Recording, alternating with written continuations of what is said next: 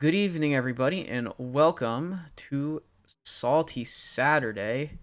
My name is Dr. Fish, and I will be your op for this evening. And we have some fantastic matches tonight with some fantastic casting. I have alongside me very late in the night, but coming in as a clutch substitute, we have Robopson. Hello, sir. How are you? Good morning. Good morning. Yeah. Good to be here. It's basically the morning at this point. Screw it. Yeah, definitely. Yeah. We have two I'm matches. excited for this. Yeah, I'm excited. We've got two matches starting out in the Hero series. We have Anfall versus Nine Eyebrows in the final week. This has some big playoff implications. Unfortunately, it's only for 1337 squad, as it seems like Wherever I May Roam is pretty much numerically eliminated. But playing for points, playing for a 7-4 record for Anfall. Playing for pride. Oh yeah. Yeah, this is a very important match. Not so much for Wherever I May Roam, who, if I did the math correctly, they would need to sweep their final two games and would still be 1 point behind 30-37. Mm-hmm. And with 3 teams above them already confirmed, that would make them out. So RSKHS will be watching this match and thinking, come on, Anfall, come on, son. Yeah. SKHS needs Anfall to win here. The classes we have are Druid, Hunter, Priest, Warrior for Anfall, Hunter, Priest, Rogue, Warrior for Nine Eyebrows. So some similar classes here. The difference being Druid for Anfall and Rogue for Nine Eyebrows. We were kind of discussing bans, and we thought it probably would be a double Priest, but Anfall has opted for a Hunter ban. Really? Actually, no, wait. No, 9 has opted for... Sorry, I have the bans mixed. 9 has opted for a Hunter ban. It makes some modicum more sense for Nine Eyebrows. If Anfall had banned the Hunter, I would be absolutely baffled. Yeah, Nine I'm sorry Eyebrows. I messed up the message reading. And Nine Eyebrows with the Rogue, it's most likely a Miracle Rogue, which doesn't do fantastically into the Face Hunter. And Nine Eyebrows was probably thinking, if my priest is banned, the hunter, if it gets through, the warrior may have a clean sweep. So he's respecting it, but now that does raise the question for Nine Eyebrows of getting through the priest. And maybe if that's left up, that rogue might just be something like Secret Rogue or something a little bit greedier to deal with the priest's absolute shenanigans. Yeah, for sure. But yeah, with both players bringing the kind of hunter warrior duo, I was expecting to see priest banned on both sides, and honestly, as a caster, I was hoping to see priest banned on both sides, but we're going to see at least some priest. Yep, potentially. I wouldn't be surprised if we see Priest right off the bat for Manfall. Um, and if that's Priest, maybe Nine Eyebrows suspects it and goes for something like a Secret Rogue to just kind of deal with it up front. Maybe a warrior that's like a control-y warrior, but we'll see. I'm gonna get the players going. Give the players the go ahead, and Yeah. with that priest up, it makes things a little bit awkward for Nine Eyebrows in terms of the queuing order. Because now it becomes a game of, do you guess that the priest is going out first? Mm-hmm. If so, do you play your one counter to it, probably the rogue? Or do you throw out one of your other decks, which is basically just kind of guaranteeing a difficult matchup game one? Putting yourself on the back foot. And this is why I like banning the priest. It makes the queue order in Last Hero Standing very difficult to plan for. And Yeah. Nine Eyebrows needs to make a pretty educated guess on what he expects from Anfal. Yeah. But if he does make that read, brings out a rogue, Anfal opens with the priest, Nine Eyebrows is in a very strong position going forward. Yep. For sure. And we have eyeballs from the players. For those who are watching, it'll be first to spectate as Nine Eyebrows, and then Anfall will be on the top of my screen. You're free to spectate however you wish. Get into it. Getting into game one. And we got Anfal opens with the warrior, and Nine Eyebrows opens with the face hunter. And looks like a... No, it's not a face hunter. It's a is this Death Rattle hunter? That's my thought. Certainly appears to be. Yeah, I think you're So right. obviously this is Nine Eyebrows' answer to leaving priest up. It's to bring Death Rattle hunter. Now, what I want to know is, are we going to see Tonk? I hope we see Tonk. Oh, that would be amazing. Yeah, and Anfal just has no idea. He's still going to be assuming that this is Face Hunter who didn't hit a 1-drop. And it's going to be quite a few turns looking at the hand from Nine Eyebrows before he even gets to suspect anything. With the double Kolkar pack runner, it's not going to be obviously apparent until most likely the Serpent Bloom comes down.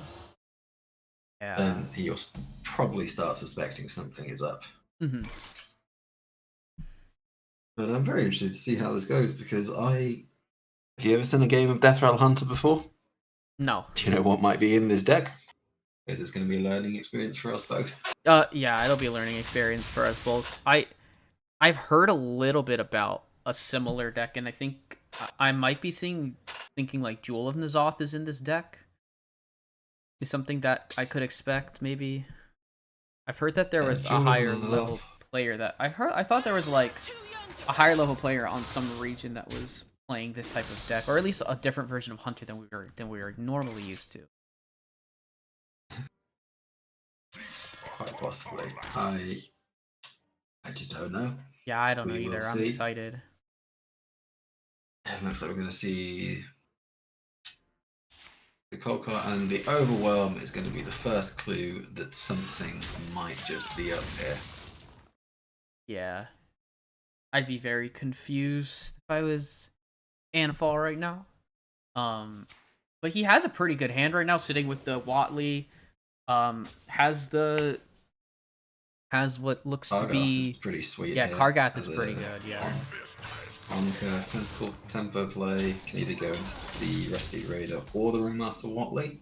yeah, And so what Nine Arrows may experience is, he does have this fairly greedy looking deck, but the combination of stats plus tempo that Rush Warrior is able to put out, if Anfel's able to go something like Ringmaster Watley into conditioning with a playmaker in hand, it's going to be pretty difficult to overcome. As after this Colcott pack runner, I'm not sure what kind of tempo options this deck has behind it. But once it does start getting into the game with things like Zixor Prime, might not matter.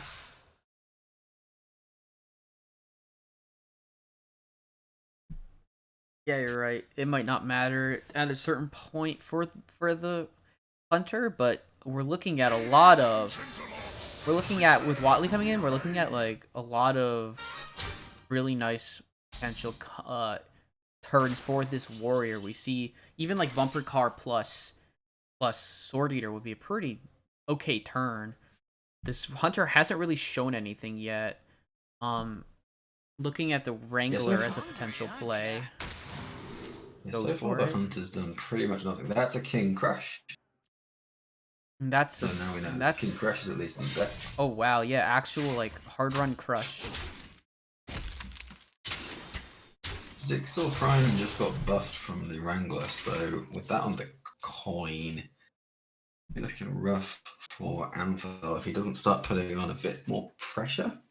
And yeah, crucially, has yet to hit conditioning. Yeah. It's going to be pretty crucial with this coin Zixar going to come down fairly soon. Agreed. I agree with that completely.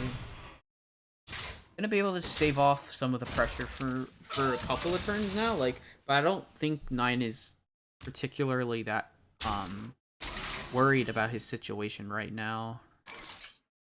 No, this situation I would say favors 9 Ambrose because Anfo is.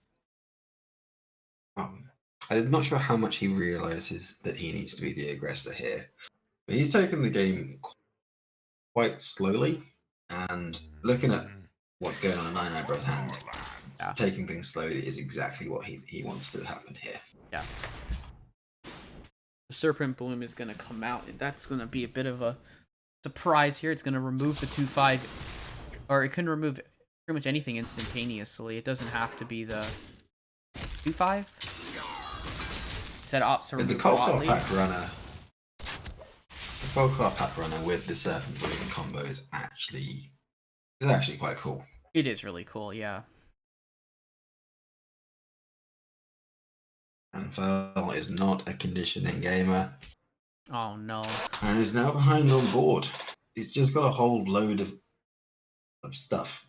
Doesn't do a great deal. He's got to figure out how to make this work. Yeah. He doesn't have Parade Leader. Parade Leader would be pretty nice here because you have the Dark Moon Riders, you have Playmaker. So you could clear up some of the board here that way. It would actually be a full clear if you tank the face damage. And you'd be left with the 4-3, but we can see that would not be great. That just wouldn't end up playing well into, obviously, a coin Zixor. And Anfal has to be aware of the possibility of it. I'm not sure that Anfel's going to be thinking about possibly coin Zixor. True. Truthfully speaking, when was the last time you played against a Zixor Prime? I was the one playing it the last time. I saw it. But yeah, we're gonna see Bumper Car plus probably maybe the Crab Rider just goes for Hero Power instead. I'm confused as to why we're not seeing this Arch and Druid Narrowlex because The one thing that Niner that could have really helped Ansel here is Ysera Awakens. Oh yeah, Awakens would be huge here. Yeah, but this is most likely just game. Very likely. The leader makes it a bit easier, makes it a little bit easier. Not as many of these Yeah, six. that was a fantastic draw. Samuro. With the Samuro and the 2 Darkmoon Riders. Oh, no. Oh, okay, we're gonna go for the riders only then, I guess. Here for a good time. Good time. Yeah, this is a clear of 3 of them. Yeah. Which does still preserve the Samuro. Mm-hmm.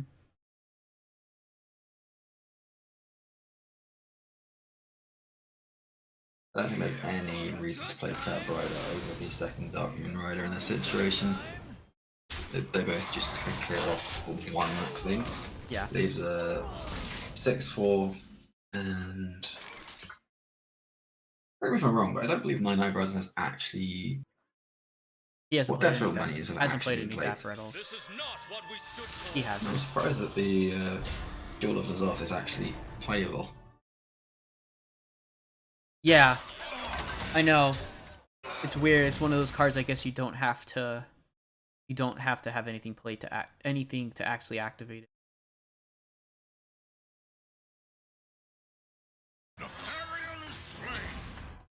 Actually, no, are the primes death rattles? No, the Zixor original was a Death Rattle. Yeah, so they would bring back So Zixor. there is now. They would have brought back Zixor there's Apex now Predator. Mini Zixor and Talon Fordring in the pool. Yeah. There is a Yogg-Saron in this deck as well. Oh. This is greed. This This was very much intended to take down that priest, I believe. Yeah.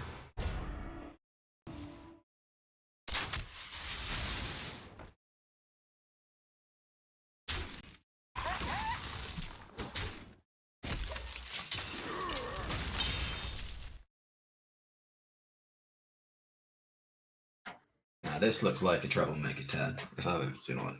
Yeah, I like Troublemaker here.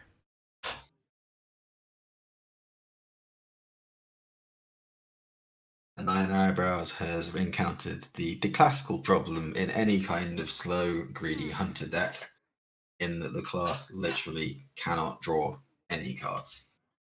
Yeah, Hunter in itself does not have good draw. Which will pose an issue And here. the funny thing is, that Yogg-Saron, it's in the hand. It requires 3 spells to even be active. Yeah. Recycling Pouch may give 2, Mm-hmm. but that's going to be another maybe 2 turns before it will even go off. Yeah. So we'll At probably least just... Talon Fordring is going to draw something. Yeah. Which is going to be King Crush, I believe. Probably Crush. So we're just gonna go ahead and play all of the things, and then go for the Raider on the Zixor. Yeah. And those really prioritizing controlling the board in this situation and not just trying to close the game out. I guess there's some merit to that. The Jewel of Lazoth is going to give either 2 Fordrings or 2 Zixors.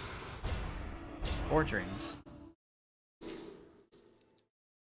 And Wound Prey is going to have Yogg-Saron active on the following turn. Mhm. Everybody just sit back and watch the fireworks. Yay! Fireworks.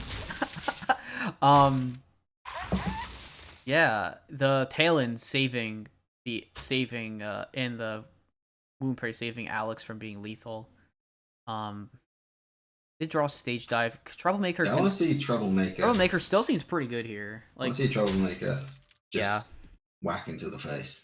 Yeah, it's If he's to go face, Alex next turn is lethal. yes. And we'll If they draw don't go a face, card. then that's board control. You gonna cry? Weird. One goes face. There. It still sets up a very likely chance of lethal, although that Zixor getting pulled does create a way to clear the board up a little bit. Yeah. Not all So the the way. interesting thing is, Zixel Prime was put into the deck after Warsong Wrangler was played. Mhm. So Warsong Wrangler's effect of give all +2/+1 does not apply. So those ones are still 4/4s in the hand, which means that dealing with the Troublemaker with anything here is pretty difficult, and it's likely going to require the King Crush to trade. And when you're trading with King Crush, you're fairly sad. Mm-hmm. Oh, we're just gonna go with the Serpent. I guess Serpent Bloom on the Zixor clears the Troublemaker. Yeah.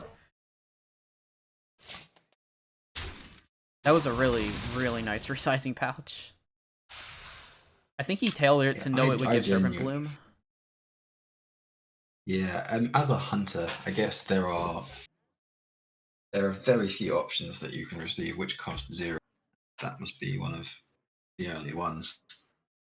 Yeah.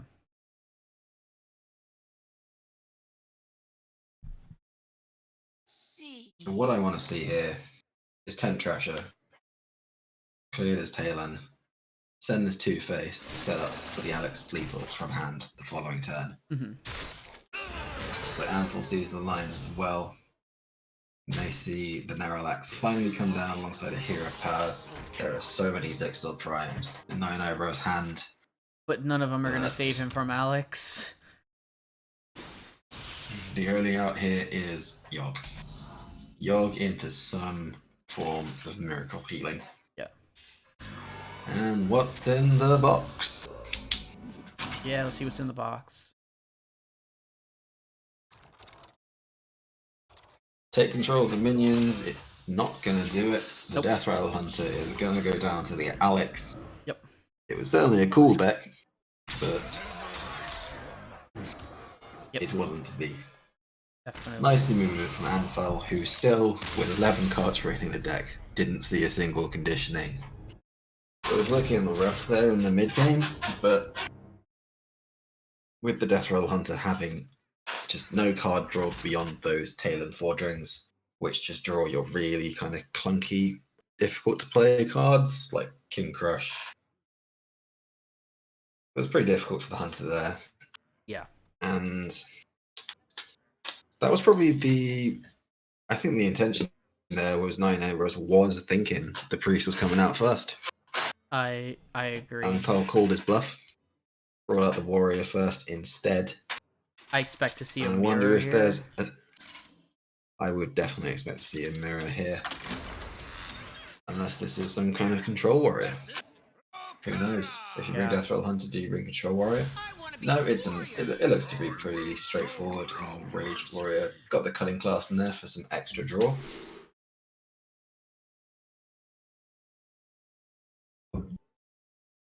And we'll see which player gets Gnarg on 1. Yeah. I think it's an unwritten law in a warrior mirror. One player will always have it. Yeah. And there it is. It goes to Anfal. I've never seen a warrior mirror where someone was missing Gnarg on 1. Nine Eyebrows list. Oh, never mind. Everyone gets it. Everyone gets it. Fiery War Axes for everyone. Nine Eyebrows. Precisely.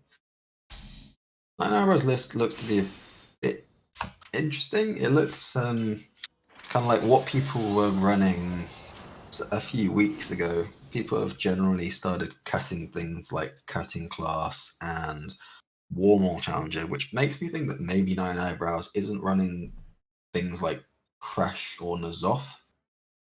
He's made it a lot more anti-aggro. That is an Overlord run deck. Getting that down on turn 3 with the coin is generally pretty hard for the other warrior player to deal with in the mirror. Mm-hmm. And if they can't deal with it straight away with, say, the Tent Trasher, it's going to be pretty tough. So I'd like to see Anfal not play a rush minion here to allow the coin run deck, or indeed just play Tent Trasher off the coin. Mm-hmm. But this screams pass to me. Yeah, and Anfal agrees. He goes for pass.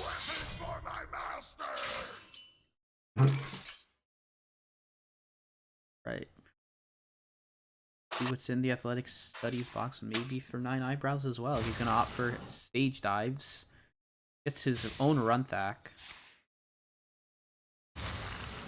Yep, so it's going to be run back on 4 for 9 eyebrows to counteract Anfel's and run back on 3. Takes a claw machine as Oh, well. there's a- That'll be interesting. Buffing a minion on its death rattle. Yeah, but that won't be coming down till turn 6. Yes, that's quite a bit away. Oh, doesn't like the run back here. Figures with the narrow Lex and the conditioning pickup, not enough minions in hand to justify it. Mm-hmm. Oh, good pickup for Okay. 9 eyebrows of the conditioning of his own. This The one run, thing about playing the Tent Thrasher this run thack is it does, is really good. yeah, 9 eyebrows has the much more minion heavy hand to really justify playing it. And the second conditioning,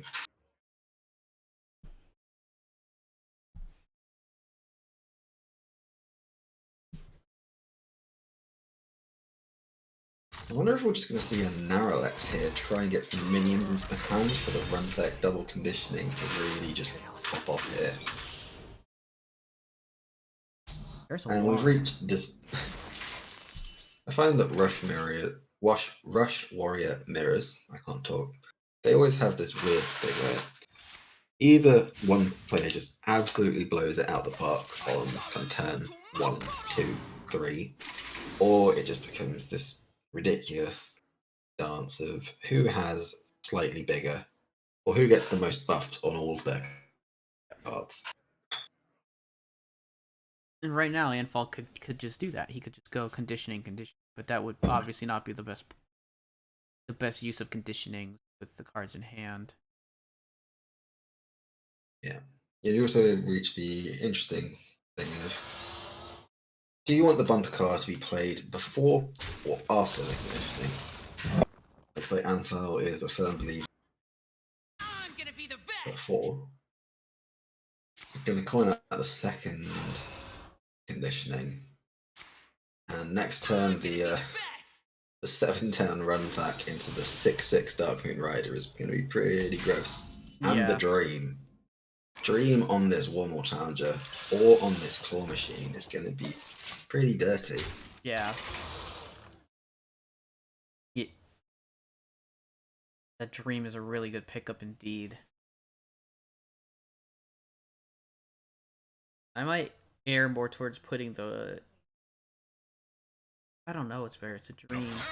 I figure you can remove the Claw Machine with this, but I guess playing a Rider here, if they went for the Rider instead of just Dream, I think now the Claw Machine can just come back down on this turn, or well, Mutanus the Devourer will be pretty nice because of all the buffs.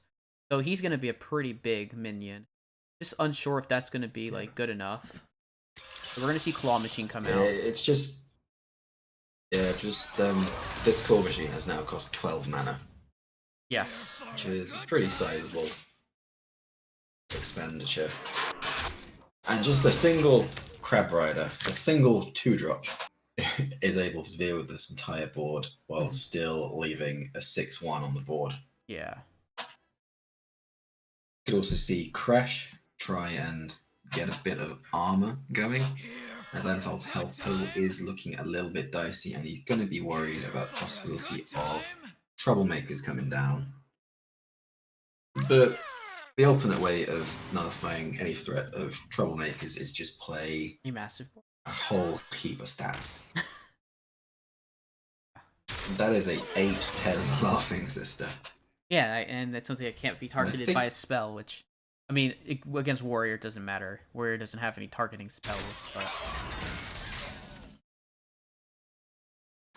ETC. ETC? With these...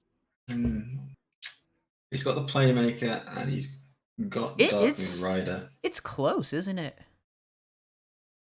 Yes. ETC. That is 4 attack. Not quite. Wait, it's maybe with I think with I the think it's one. it's one off. It's without. With the swing, is it enough? I think it's one off lethal, Okay. or is it exactly? Lethal? I think it's one Something like over. that.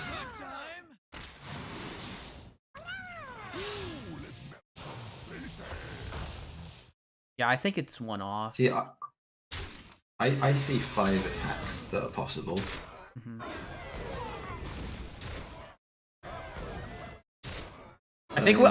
Yup. It's very close, but not quite enough. He has to swing into the, he has to swing there into the 6-3 to prevent the damage. But now this ETC has to be killed. Yes, so Samuro will come out and clear that. Alex, any draw of Alex Strazo wins the game for 9 eyebrows. Yeah, and with these two quite chunky minions, the Mutanus becomes pretty appealing, I would say. Yeah, I think you just drop Mutanus and eat whatever it gives you. It eats Kresh. So now it's a 10-16, which has to be dealt with, and I'm not sure if the Zoth deals with it, but the Sword Eater. Sword Eater prevents it from going face. And that is going to be game. The Warmaul Challenger. Yes, Warmaul Challenger will hit, and then it will go face. Yep. So 9 eyebrows will take the Rush this Warrior up. mirror.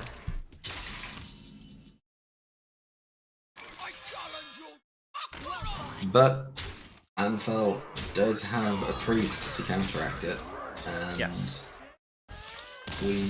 we have seen the ECC, but we have seen 2 Warmaul challenges,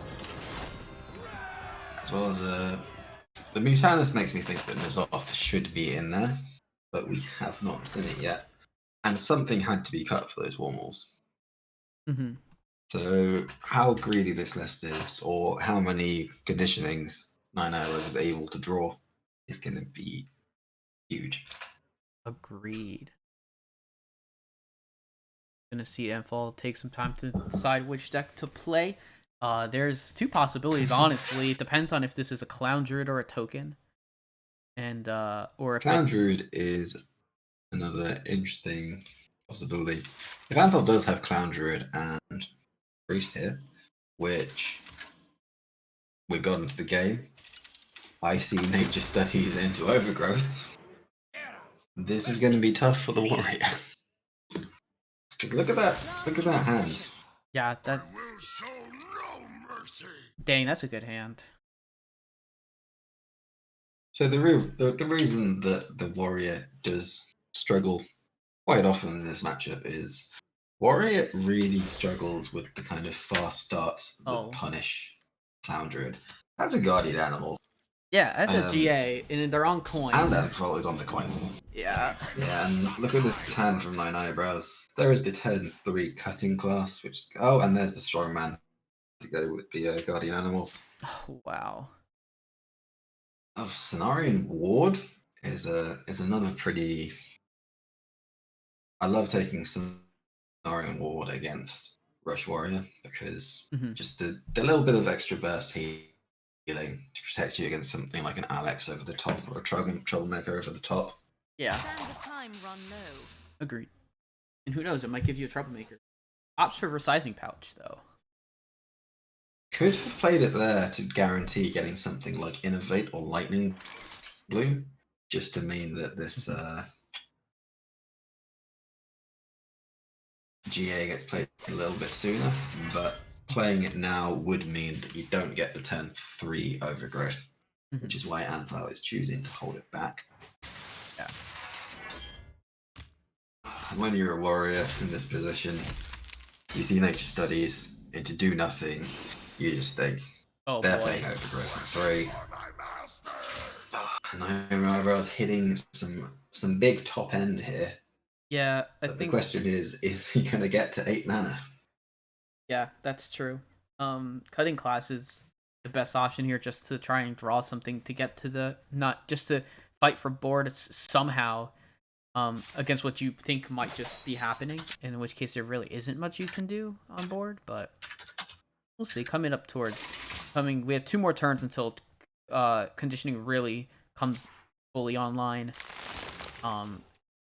For what Rush Warrior is really gonna play it for, which is just that buff on 5 mana. With Runthak here,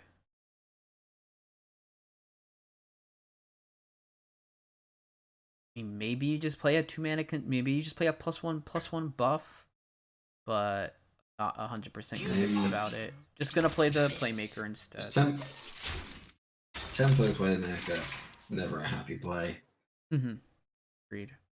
Options here for Anvil. Do you just drop Lake Thresher Broom to get ahead on board to go into your coin GA Strongman turn? Or do you just wait it out with the Nature Studies? Anvil's thinking here is clearly, I'm going to be so far ahead once I get this GA down. Doesn't matter. And now, if he had coin GA Strongman into Cenarian Ward instead of this Resizing Pouch, I think that would just be GG. But the Resizing Pouch hasn't done very much so far. Yeah. I would have liked for Anthal to go for the much higher value option. And 9 Arrows getting some buffs on his minions in hand, finally. And here we go, the turn 5 GA. Looking probably for... I'd say that's pretty late. Moonfang. Moonfang, okay. Probably just gonna opt for the Moonfang and keep the Twilight Runner concealed. Strong man coming out. And this is where... You never say no to a 0 mana 6/6. 0 mana 6. Not a whole lot. Right, we got conditioning. Yeah. That's That's... conditioning, and his hand is just so clunky for 9 Eyebrows. Yeah. But yeah, he's got 2 conditionings. He's got his ETC. He's got a Warmaul. He's got the second Gnarg, which just takes everything in his hand takes far too long to get online. I mean, and hilariously enough, for a deck called Rush Warrior, he has 5 minions in hand, all of which do not have Rush. he's gonna remove the Moonfang and leave the Taunt minion alive. Remove the Moonfang, leave a 4/1 in play. It is going to die to the Broom. Yeah, he'll die to Burn. And I was just going to say. Yeah, these are some good draws. Is there ever an option where you just try and tempo out these clowns with the Innervate and just say beat this? Like, that ever an option, or is the chance of a Samuro with conditioning coming out very strong to not really go for that? Oh, or you just play another GA. Yeah, I could just play another GA now. Although that is we have seen 5 beasts. You do not take another GA unless there is. Yeah, Feral's okay for attack or armor. Yeah, unless there's the 4 mana 3/5 that gives you armor. Yeah, I kind of like your suggestion of just dropping down clown. But gonna go for the second runner. And the Feral Rage gonna determine probably gonna attack. Yeah, set the warrior down to 11. Warrior's in a very bad spot here. No way to play Troublemaker. Samuro is the only, I think, would be like the only top deck there that would have had the game in a better spot. Samuro would have been very close, but because it wasn't in hand for the first conditioning, it wouldn't have been enough. It would have got. Oh yeah, it would have left them as 5/1s. You're right. So they'd be 5/1s. Oh. Ooh. Yeah. Yeah. I mean, there's nothing unfortunately. Gonna clear off something, but the surviving runner would be able to remove it at that point. And this is just lethal on board. Yeah. With the hero power. Anfel 2/1 up. Yeah. So 9 Eyebrows Rogue is gonna have to deal with both the druid, the clown druid, as well as the priest, which we've got to assume is a pretty conventional priest. No one really does anything particularly different because priest with the Nazoth package is just so good. Yeah. Why change it? Agreed. And let's see what the rogue is. It is a. It looks to be the miracle secret rogue. So yeah, we're seeing Nine Neighbors thought of leaving up the priest here. He's got a double Octobot, and Anfal does not have very much. I stand corrected. There's a GA. There's a GA and a survival. Not really the options. Not really the options that you are looking for. Yeah. As clan druid, especially against a rogue, really just looking for anything that ramps you, like innovate, bloom, wild growth, overgrowth. But the good news for Anfal is Nine Eyebrows' hand is looking a little bit awkward. He's got the Octobots, but nothing that he really wants to be discounting all that much. And he's got the Hanar, but with no secrets. So how Nine Eyebrows chooses to navigate this draw is going to be very interesting. Ooh. Right, so Anfar's currently on a turn 5 GA. Let's see if it comes down any sooner than that. Efficient is sufficient.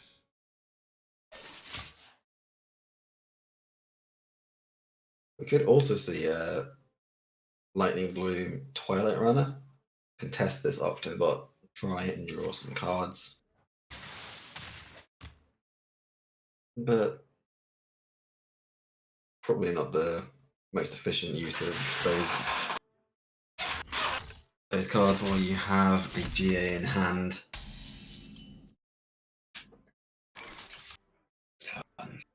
As the first secret.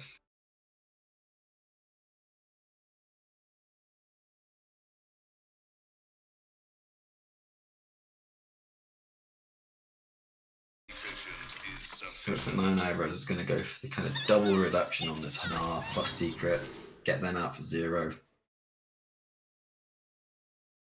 It's an evocation, which could be a get out of jail free card. Maybe if he's able to push some amount of damage. But now he just chooses to go for the secret. And with the draw of both the Twilight Runners, GA is guaranteed to hit the Thresher. So one of those, as it stands, is going to clear the board. I gotta say, playing the Glowfly Storm here with 2 Octobots on the board is, I'd say that's a very bad idea. Don't do it, Anfal. Just, no. Don't do it. Oh no. You did it. I gotta say, I question this. Yeah, I agree. When you have an opponent who's clearly struggling to set off their Octobots, giving them a free way of doing so, with 2 Octobots and we even see in hand that Jandis is there. He could have activated both Octobots and then Jandis without having to coin, and even save the coin for. And gets an Inara. Oh, I see. Smart. He's gonna discount the second Jandis play. Initiating overdrive.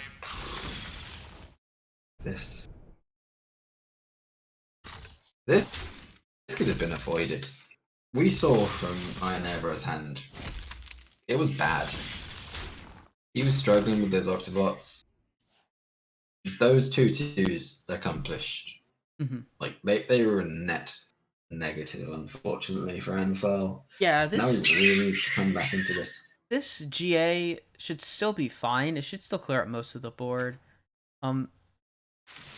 Because oh yeah, no, it's still fantastic. Yeah.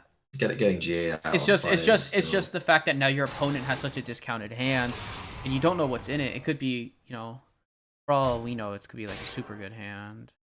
Alright, yeah, because they picked the stealth. Yeah. Moonfang's going to deal with that, and the power of GA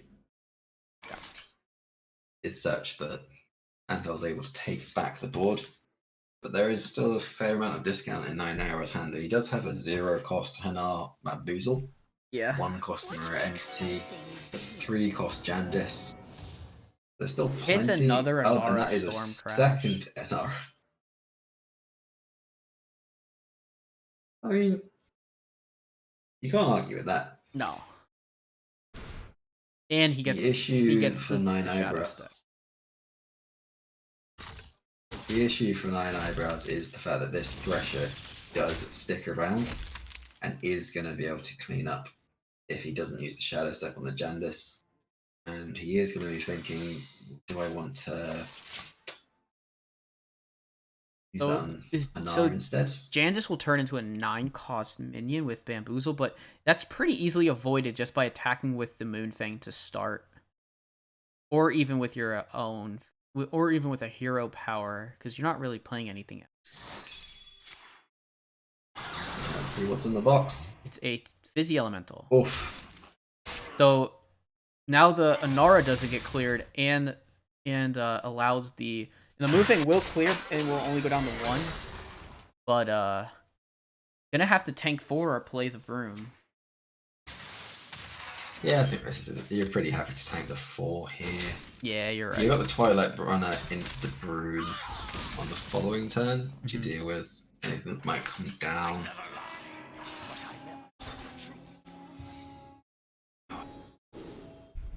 But that Mage Secret is gonna really throw a spanner in the works for Anfal, because you really don't want to be given a Miracle Rogue or Twilight Runner.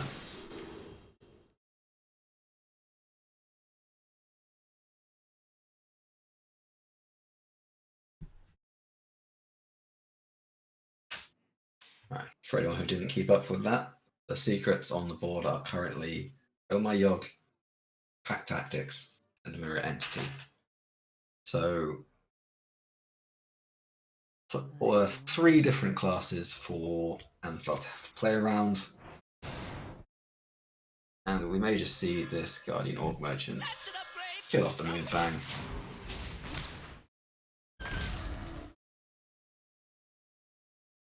Overgrowth would let Survival of the Fittest be played next turn. But Anfel's going to be really scared of is that Mage Secret that was taken some 4 turns ago Counterspell. Has it been put out just now? Will we see the Innovate come to test for it? Oh My Yogg is activated. That's something else you didn't really want to see. And Ritual Doom equals nothing. Does nothing. Yeah. So still free. I guess. Right, so now Anfel is. Yeah, he should feel free to play that, because I think the counter would have triggered first. I'm not 100% sure about spell stuff, but I think it's order of play. Yeah. So if Counterspell was up as well as Oh My Yogg, then Counterspell would always trigger first. Okay. I believe. Makes sense. So, Secret Carousel number 2. Yep. Shadow Step number 2. Plagiarize. Maybe we'll take another Mage Secret to try and throw them off. Gonna take Shenanigans. Just and gets another Oh My Yogg. That's what he was looking for. Finds freezing as well. So there's a huge Christmas tree, and it's populated by Rogue and Paladin mainly. We do see the clowns. Yeah. So this time around it's just Plagiarize, Shenanigans, Avenge. What does this get turned into? Does it just get turned into another survival? Because it's the only time. The Grand Slam. You're right. Okay. Which is arguably better in this exact situation. So the Oh My Yogg didn't have the exact fit, and because Oh My Yogg, it doesn't stop the spell casting, it still plays a 10-cost spell. The clown is still corrupted. Oh, wow. That is actually huge. You're right. It's actually better. All right, now we've Yeah, and got... now Nine Eyebrows has a 10 cost spell in hand, which is not playable for another 2 turns Yeah. unless he draws preparation. Mhm. And Anval could just play the broom first here to check for that mirror entity, which it's the only mage secret which can still be played now. So Anval can just drop the broom, trigger the mirror entity, attack with it, trigger the freezing trap, drop the clown, say go. Yeah.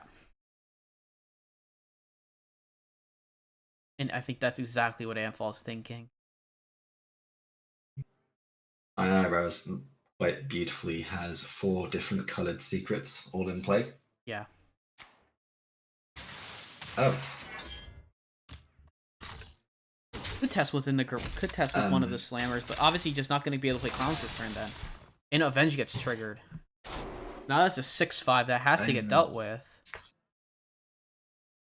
And if Twilight Runner is played first, it triggers entity. so long as the broom gets played first. Yeah. So long as the broom gets played first, I think this is still okay. Mhm.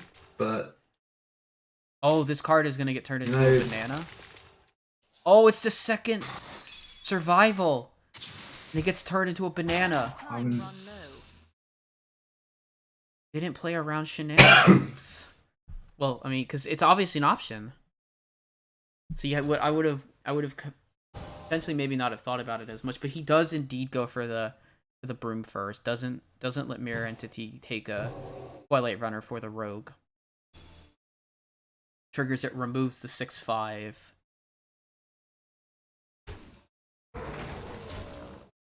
at the very least, the secrets have all been dealt with for the time being. No more Hanar. Probably going to see an Alex just get dropped here Yeah. as the Shroud of Concealment man crick. Probably not enough tempo. We're definitely Nine Eyebrows are just coming thinking, how do I set up for Nagran Slam following turn the best? Mhm. He may be thinking, okay, if I didn't see a clown, it can't be there. Quiet. Too quiet. It does give us stealth field contact, which is pretty sweet. Does not draw wife straight away. Mm-hmm. Yeah, Ogre being We've got to see Goron the would have clown been now. pretty good. However, I don't know if We've got to see the clown now. I think a full board of clowns is just game. Yeah, I mean, it doesn't matter that they're not 8/8s. You're playing against a rogue. They run no AoE. Yes. And the 4/4 stat line against the Nagran Slam, you know to be there, which is 3 5s, Mm-hmm. is just so awkward. Yeah. And you've got the 0 cost strong man with Twilight Runner and the broom just held back, just in case, Yeah. to make sure you stay ahead on board. It's going to be difficult for Nine Eyebrows, but there's still some amount of hope. It's just quite awkward. Mm-hmm. Gonna put the buffalo back in hand. Gonna be able to remove. I never knew what that minion is called. I don't know. Cleft Hoof. Left hoof. Okay. Come, friend. Yeah. What you've got. Send in a couple of stunners.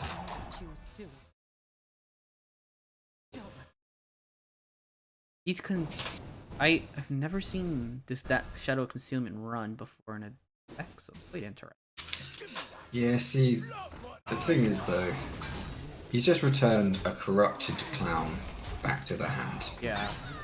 For anyone who's never seen that happen before, Yeah. that is a flame strike though. Ogre is drawn. That is the answer. Yeah.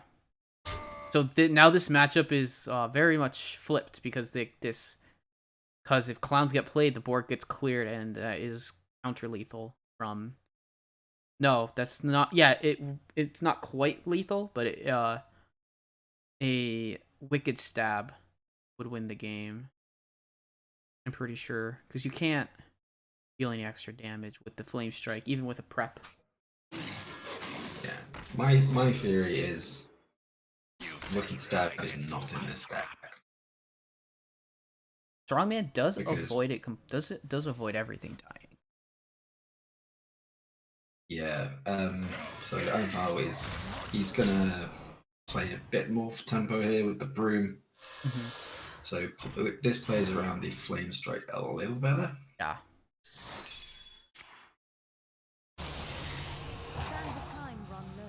Turns into Lurker, so the clown does. So the 6/6 doesn't survive the attack. But Anvil's got to go pretty fast now. Mhm. And I think Nine Eyebrows just has this in the bag.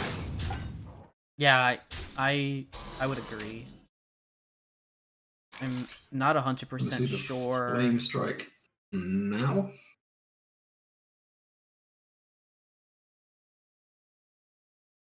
I think you have. I mean, We can see the Grand Slam now. After the poison takes out one of the clowns, yeah. then there's a good chance that either Alex is going to finish things off.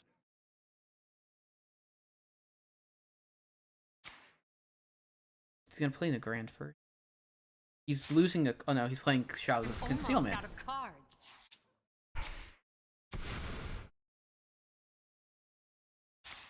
Prep Flame Strike, everything goes face. That should do it. Gonna make sure he plays the Og Merchant on the poisonous minion.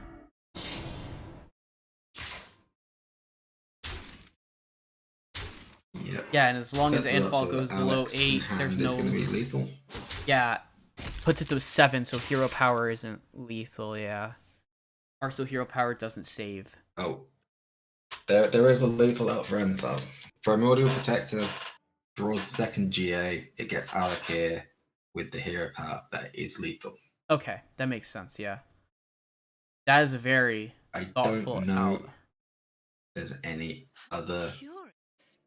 Because Anfal knows he's seen Tenwu, so he's got to assume that Alex is also there from hand. Cenarian Ward Scenario War would have to get a really good minion. could also get the Alakir out. True. Could get Tyrion. I think it's got to be Cenarian Ward here. Yes. So many contradictions. What's in the box? What's in the Scenario Ward box? It's Tyrion. It is Tyrion. Any secret draw would be pretty nice here now for Anfall. Although Alex wouldn't be playable. Yeah, this should be going. This face, I is believe. it's so close. It's I'm out of cards. with the he can't soak the face damage, but he can now use the Blackjack Stunner on the Tyrion. But then it just comes Yeah, out and next it- turn. But Yeah, I guess so with Tyrion this costing. stunner. The thing is, the stunner now. Okay, and the Grand Slam is gonna get played, I guess, for 3 instead of 4. But it's just. Yep. Oh, he has to Alex his own face, I guess. Yeah, because of the weapon, Because of the weapon, it would just hero power, and that which would is be. why I think I preferred. I think I No. preferred Ambush Stunner. Oh no, it's. Because it lets you Oh push no, it's 9 lethal. to- It's lethal. Never mind. Oh, Let's all hit we can't face, count. attack with the weapon. there is the one. Did not Good. count that in my head. Alright, yeah, for some reason I forgot that there was a dagger up. So yeah, we are. Yeah, go for the lethal. Mhm. Definitely the way to go. And we're back into game 5. It is the priest into the secret rogue, which is, you gotta remember, it's a pretty good matchup, I'd say, for the secret rogue, but both decks are capable of doing really stupid stuff. Yeah. So if the secret rogue is able to get off all of their generation, play 5 Kazakuses, 5 Yandises, something along those lines. It's gonna be very difficult for the priest. Yeah. For the light. For my daughter. Watch.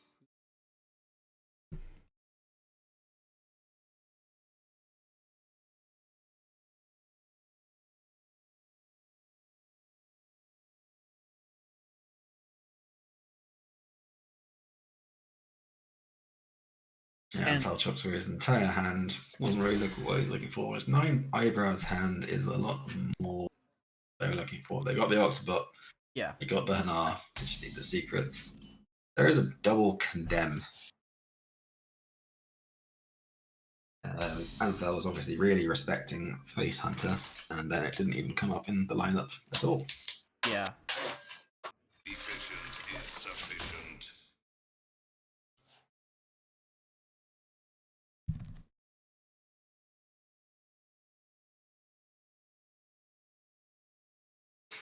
Power in trinkets.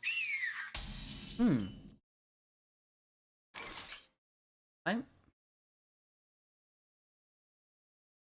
I'm not sure that I like just throwing the Septic there, the trigger, because if you're Anfall, you know you don't have anything that can get use out of it, and you're giving your opponent a way to trigger their own Octo. I guess you do remove it after. Yeah, I mean, it's true, but you do just want to get rid of it and get on board in any way you can. And Definitely. fortunately for Anfal, looking at my hand, it's just very clunky once again. Yeah. But I do find this with Secret Rogue, opposed to like the more streamlined Miracle builds is, sure, you get more generation, but you also have just significantly more very clunky turns. When for me. Anfal's going to be thinking, oh, do I want to actually give them a card? You definitely don't want to give them a real contact, that's for sure. No, I think Because the rogue can use like that a lot better than you can. I'm wondering Probably if the One Thief. wondering if Want Thief, because Want Thief for Priest seems pretty good, but gonna just pick the Aug Merchant. Kind of a card that's not great for the Priest either, though. I mean, I guess you can play it in situations, especially having the Scorpid, you could that way, or on the Light Shower Elemental. Yeah, we see another kind of awkward draw, but at least we have Jandis here. Right, gets Allura and Warden, so a bit of a miss. I would That was a big miss. Reckon to Considering the say. previous game we saw double Anara. Oh, we're gonna see the prep play just to trigger the Allura Good chance it gets a secret. secret off, With Swindle. but it doesn't.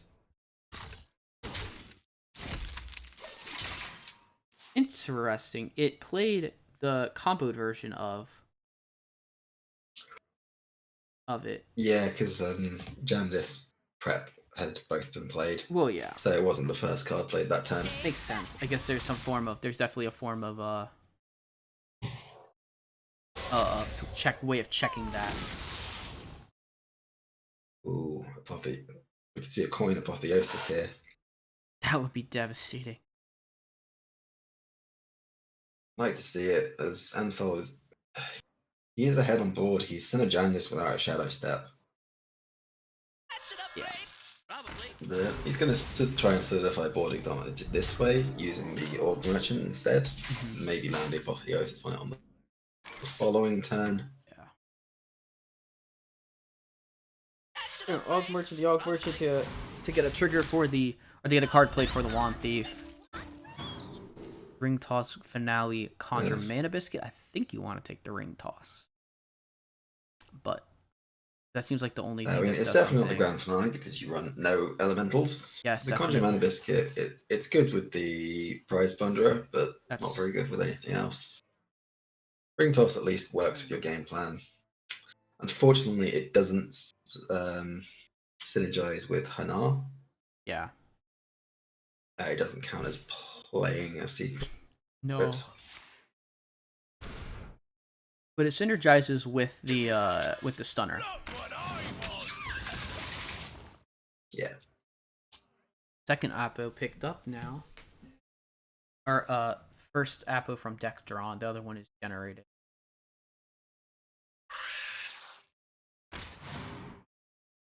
That's a raised dead. We'd like to see I would those. like all to day, see the every raised day. deads as the priest. Always. Just want to have as many of those in your hand as you possibly can. We're gonna see it. Let's either condemn to just remove these ticklish little minions. Keep pushing the face damage. Rose is getting a bit low. He's already on 16. Yeah, this priest has just kind of turned into a tempo priest.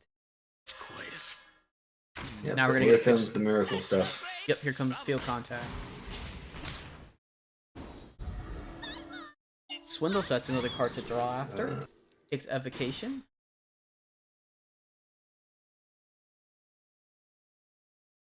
Where are these secrets, man? They're hiding. I believe there's 12 cards in deck. 5 secrets in the deck and Yeah, 12 cards in the deck. Most of the rest of the deck is all secrets. There's one. No. There it is. That has to feel so bad. I would. That's pretty unfortunate.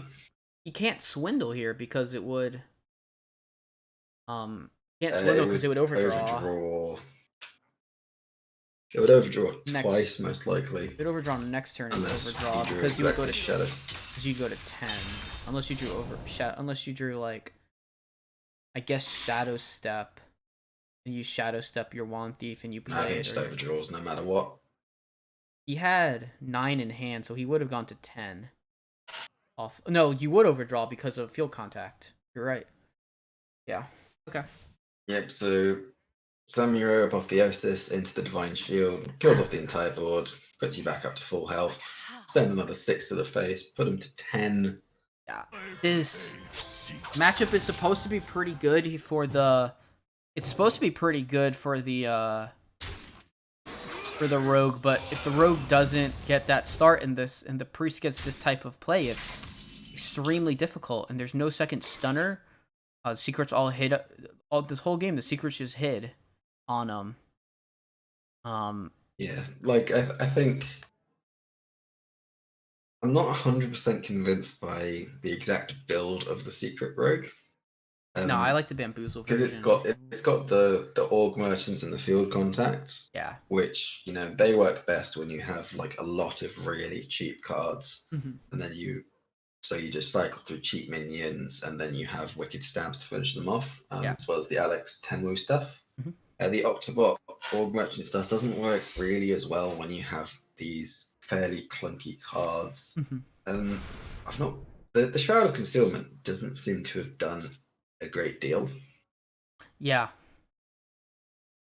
I agree. It's been draw, but it's been very Well, clunky. I'm wondering This maybe whole about deck is I guess if you're staring out this much damage, about maybe going for a Hanar play where you just go Hanar secret and just try and find stuff. This doesn't feel like a winning line, and indeed he's just gonna lose to Apotheosis. Apotheosis is just lethal.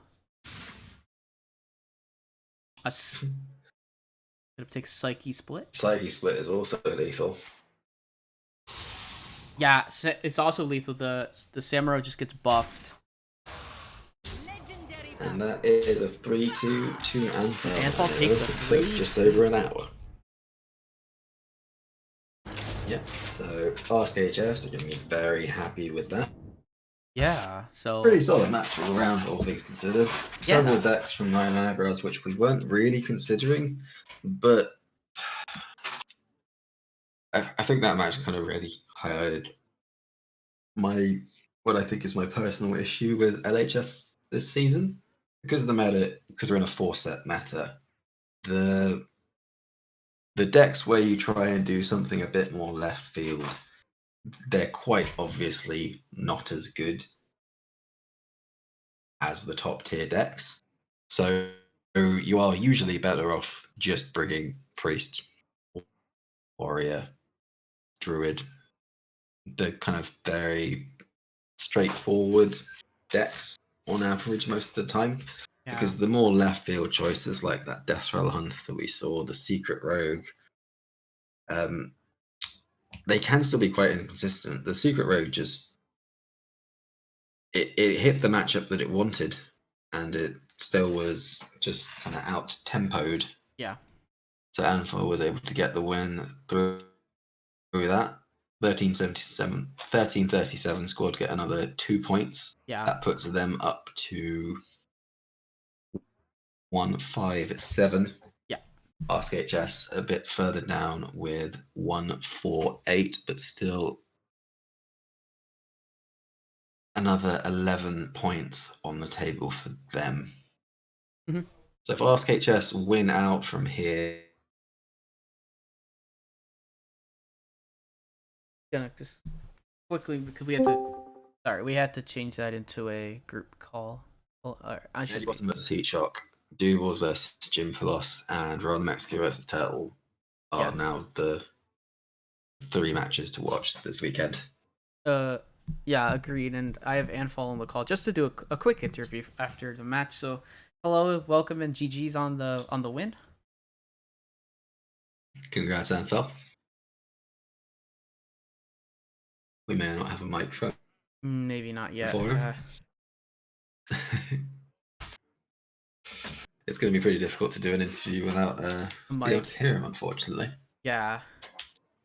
I see him frantically muting, trying to figure out what's going on. But Discord's audio settings, they are a fickle mistress. And it doesn't appear like they're working for Mr. Anfel here, which is unfortunate. So yeah, for sure. We may not be able to have a post-match interview for this one, but Anfel, I'm sure you can at least hear us. So congrats on that win. Very nicely piloted. Bring in the straightforward meta decks. Yeah. Piloting well. Unfortunately, wherever I may roam, they were already knocked out, but you may still have played Spoiler and maybe Ask HS will owe you a drink. And Says he felt he might have misplayed in that 4th game. The secrets were tough to play around. Yeah, there was the possibility to have dropped the clown a turn or so earlier, but we'd have to go back and look. It did get very confusing and very messy with all the randomly generated stuff the rogue was doing, and could have gone either way. I would have argued against playing the Glowfly Swarm on 4, however, because that gave the double Octobot just so much ammunition, whereas if you were going to play GA the following turn anyway, and you had both Twilight Runners in hand, which would guarantee getting to kill both Octobots, it doesn't have the same ring to it when we are reading text in a chat and reading it out to you. Yeah. I just want to get your thoughts on that info, and then we'll probably have to move on to Donde versus Dushano. He's spoken to him before, and he's not looking forward to it.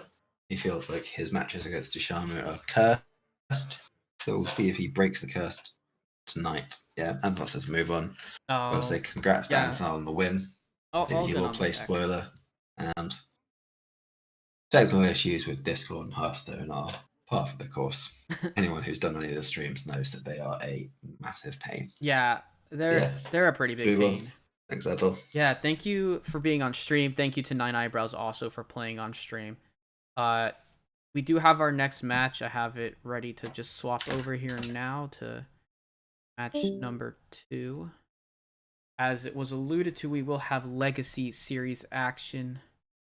It'll be Sharmo from Dad Legend and Donde from the Hot Zilfs. So this is an interesting match. It is the first match in this series.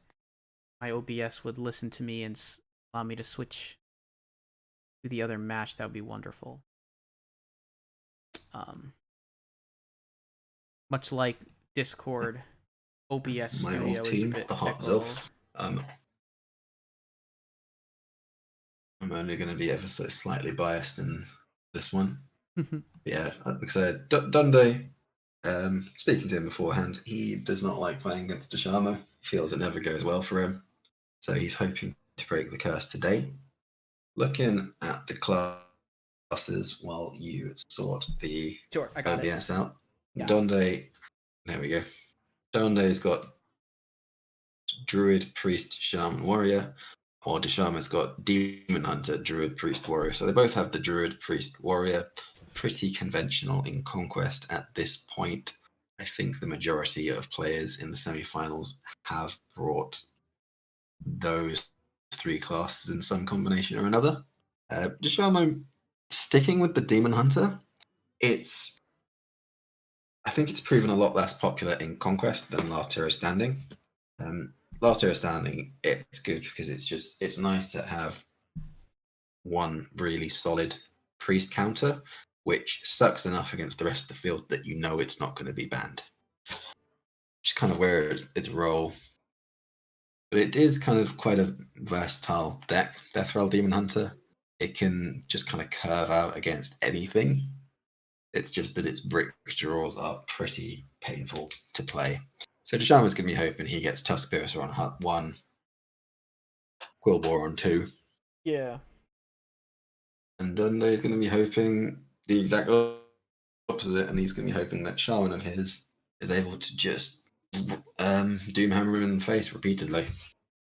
In terms of bans, Fish, we don't know bans yet, I take it? No, I haven't. What I are you haven't been told expecting? them. I assume they'll be done pretty soon. Both players are ready. Both players were ready to get started. So I assume I'll learn the bans. Or I have a group DM with them, so they might actually, just like the previous group, they might just do the bans in that chat, and I'll know them. It seems easier. Yeah, whatever the players want to do is easiest for me. I mean, we discussed this earlier. I think, like you mentioned, Donde should go for the. I think it was Donde who you said might not want to ban the priest exactly, but Ducharmeau probably should ban the priest. But I don't know. I think it's the other way around. Oh, it's the other way. Okay, that's okay. Donde, It was the other way around. Yeah.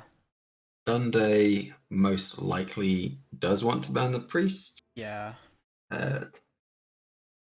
Whereas Deshamo, as he has the Demon Hunter, he's a bit more afraid of Clown Druid, so could also ban out the Druid on his side.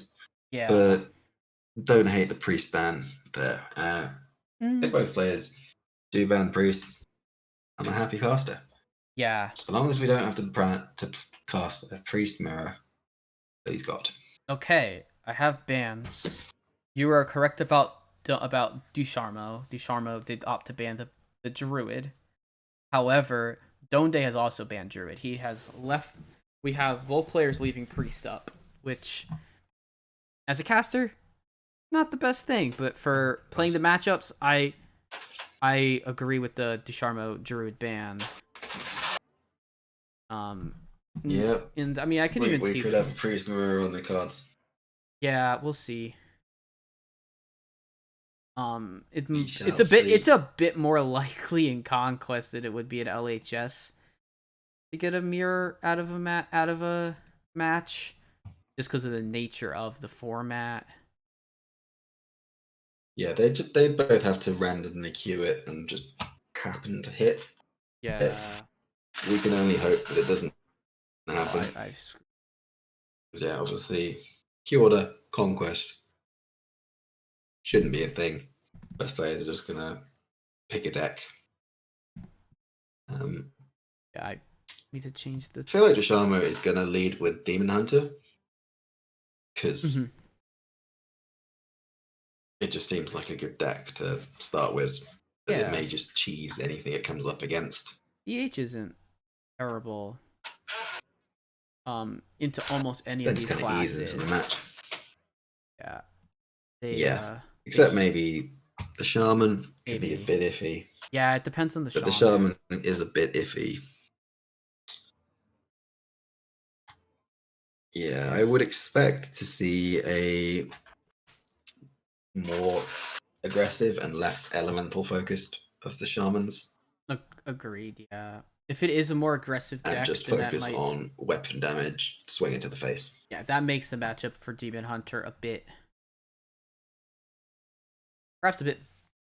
Ooh, I was looking at these matchups too early, recently, but think that makes it maybe a bit more easier for the DH. I'm not 100% sure, but regardless, Could go either way. yeah, players have If- the if- go sign. The thing with this, beautiful. The thing with the shaman matchup is, Ooze does go a long way, Mhm.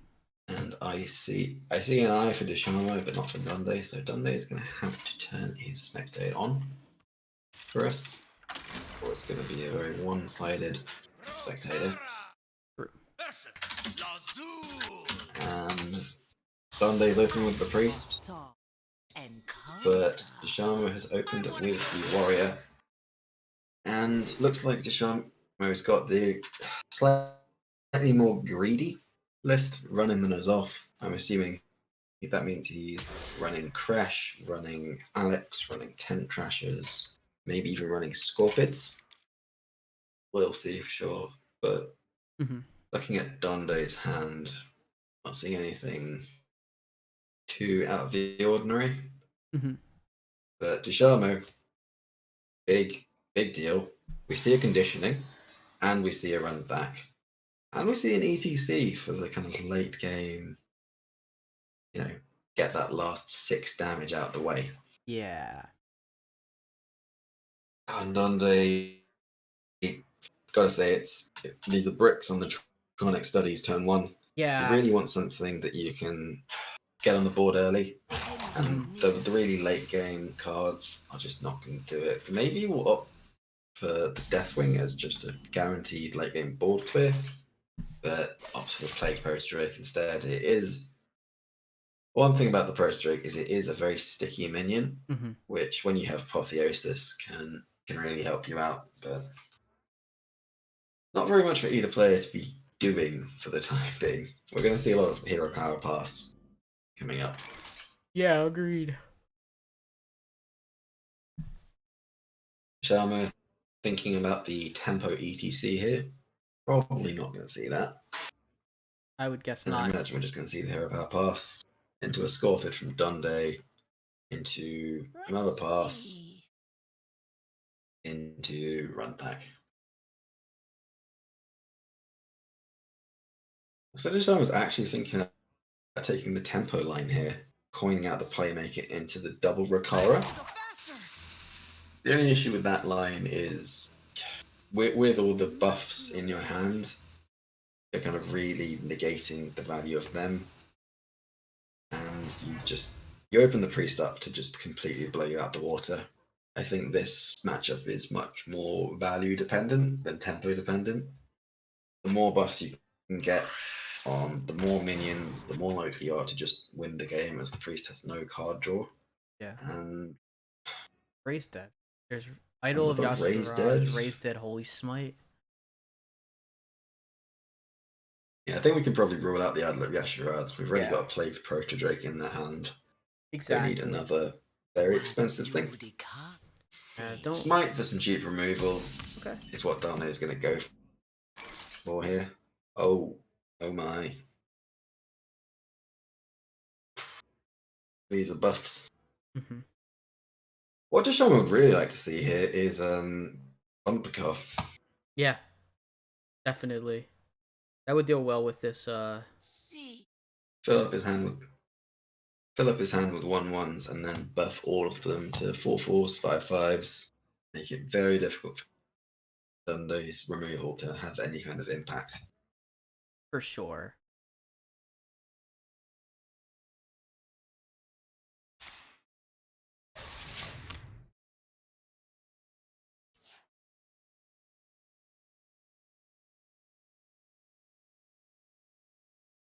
Dundee's hand is shaping up very nicely on the other side, though, so this game could be very, very interesting.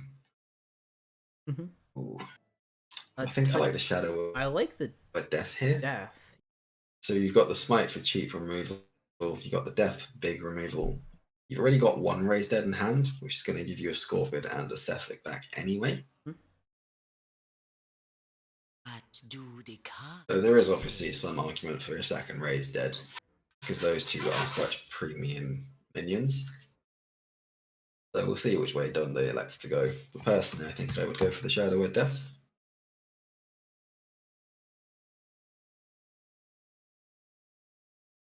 What do the cards say? The end is near.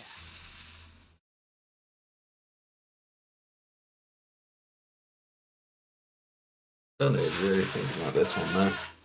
Yeah, I guess it is a pretty tough decision. What do you go for? Fish. Do you agree with Dundee's line? Or are you a Shadow Word Death fan? Stonewall Anchorman draws even more cards. Although the Murloc does just clear the board up here.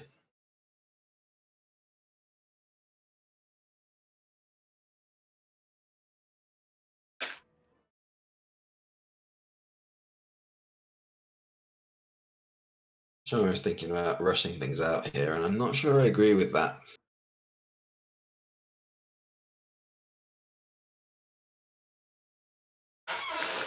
Hopefully, decides against it. Or alternatively, could just point out the run back, buff things up, going into a double conditioning turn. I have to go faster. We shall see. Sharm has been thinking about these hands pretty intently. Obviously, this game is very important. First match of the series, Sylphs vs Dad Legend. And going the first game up is absolutely massive. Looking at the other semi-final, those who aren't keeping up with it, Defiance Brotherhood versus Standard THL Degenerates. It has already been decided. Defiance Brotherhood have lost to STD already, with one game remaining, 14-9. So the match of Wild 9 versus Automated Button is not going to decide things. So the winner of the series between Zilfs and Dad Legend is going to play against STD. You're wondering why Fish has stopped talking. Briefly went to the bathroom, so I've been nattering away for you. He should be back with us very shortly. I am indeed back now. Sharma has hit the double conditioning. I'm gonna be the best. You aren't even ready for this.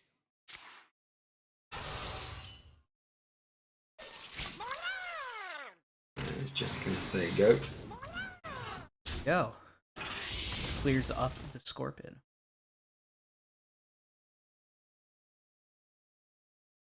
Yeah, I did obviously come in just in time to hear you mentioning about the other semis. And yes, the winner will be going on to face Standard THL Degenerate. So both of these teams, whoever comes out, is going to need to be on their A game against that team. Hysteria, played by Donde, very likely to use some form of cheap remove the smite to clear up the board. Yeah, and I don't hate the using Renew on the Sethic here to just generate an extra spell, but chooses not to. Opts for a pop. Quite interesting. Wonder. I don't think Rokara plus Crab Rider keeps the Crab Rider alive. I might be wrong. So what I personally like here is bumper car into the Sethic, and then conditioning, buff the 2/1/1s, and then the Crab Rider will clear off the Sethic. Okay, yeah, that makes sense. Gets you maximum buffs in money. Yeah. I like that.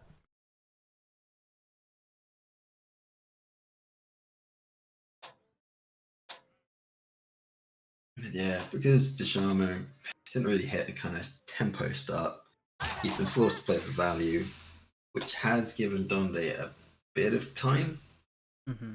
And next turn, the play project is going to come online. Just a little bit awkward. Mm-hmm. And Shamro is holding on to the conditioning. Might be saving it from. But See how we. how do you feel about dropping an 8/8 on an empty board? Quite like it. Really good. That's something that appeals to you. Yeah. Sunday agrees. Played Protodrake, played. Sticky minion. Big minion, Big minion. crucially. And now the run back does not kill the 8/8 even after the conditioning. Yeah.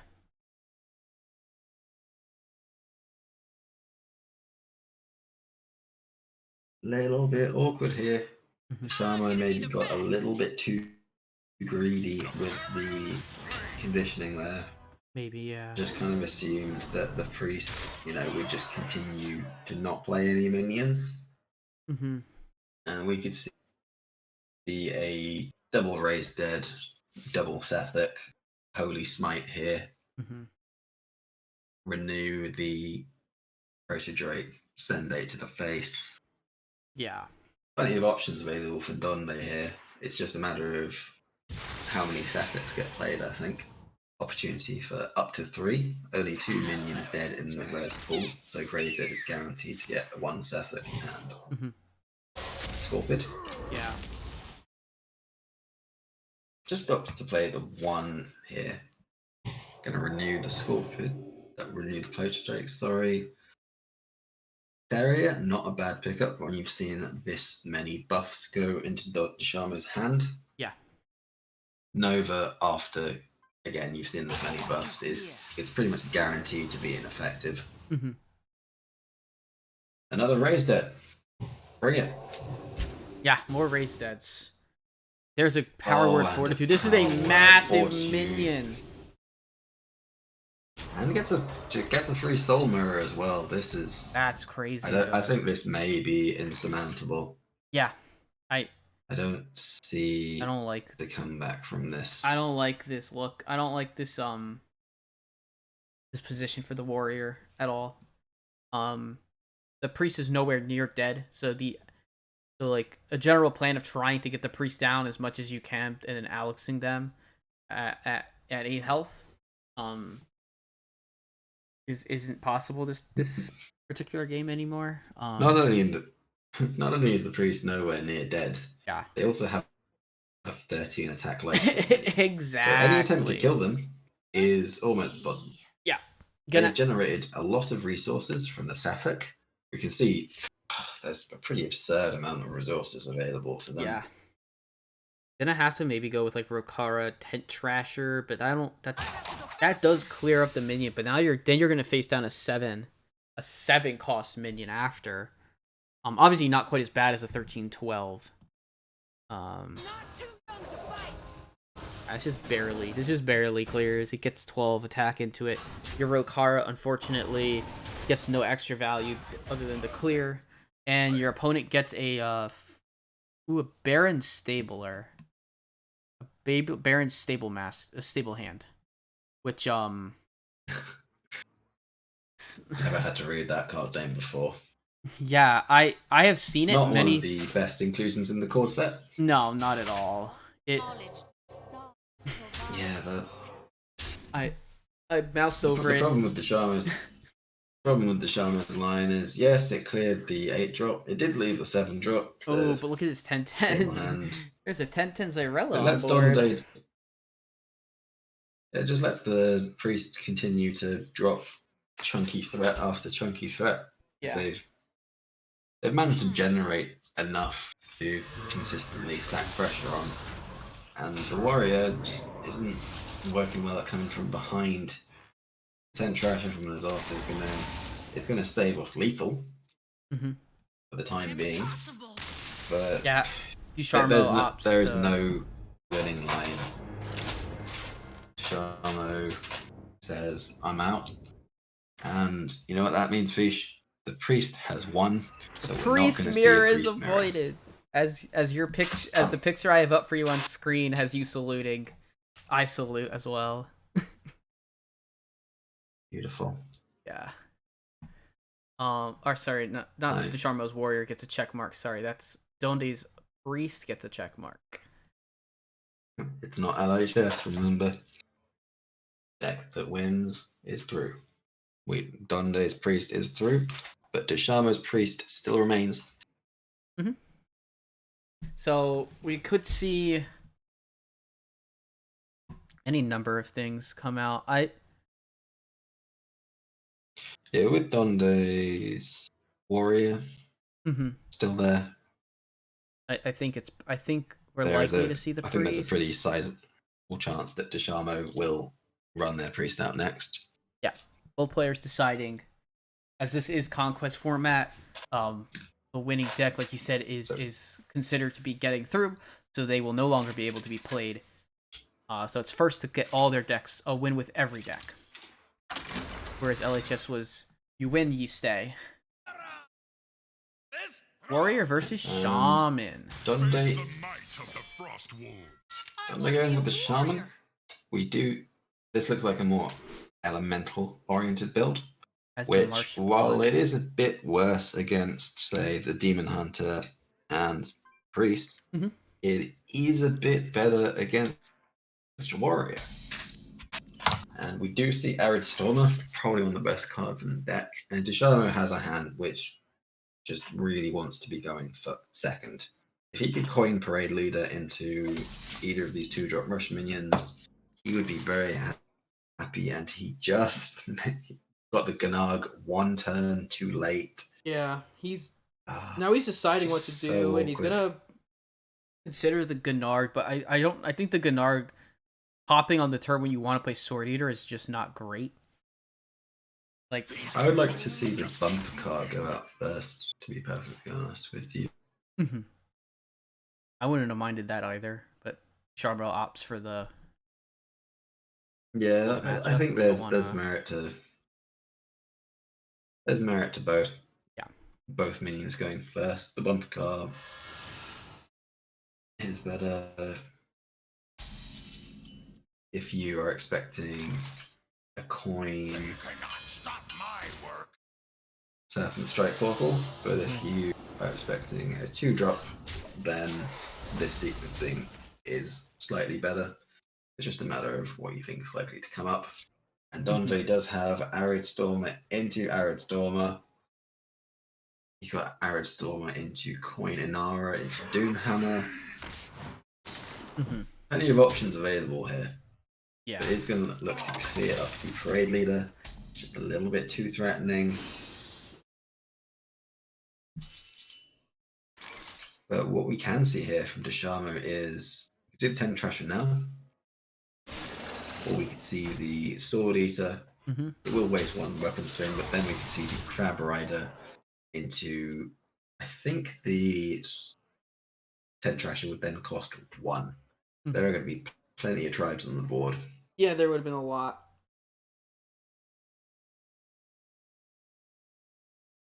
This is a sizable. A sizable board.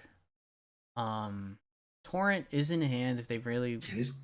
I don't think that's super great right now. I think with the tools currently available to Donde, would like to see them go for the Torrent. And this is why Torrent is a little bit awkward in this deck. Yeah. Because often in the early game, you're very preoccupied on playing minions. So you haven't really got it triggered very often in the early game, which is when it would be most useful. It just looks really nice for the warrior. Shaman has a... Yeah, it's looking pretty good. We can see Parade Leader, Crab Rider, a 3-1 leaves 2 3-1s, a 2-3, a 5-3, a 2-2.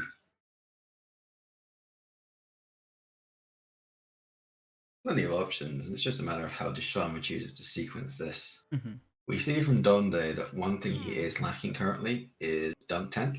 Yeah. Which would be crucial for his hopes of coming back onto the board, because as it stands, he needs to somehow survive for 3 more turns, build up enough damage to stay in the game somehow.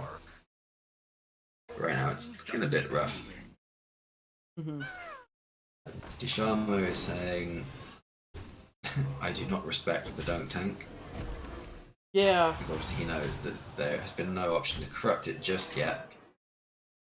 That's If we see a Doomhammer now, it is lethal on board. yeah. And this is looking like it's going to be a pretty quick one. Yeah, Warriors. Warrior got gonna get it. pretty much Gonna all get of the its job early done, game yeah. minions. For no one. Yeah. Storm Warrior Strike. is generally one of the... Probably the spell you want to see. Gonna. Yeah. I guess you cleared up a couple minions here, but you're only clearing off 5 damage at most. Clearing up the Gnarg and the Crab Rider, so it'll be 13 damage on board. That won't be lethal for a few more turns.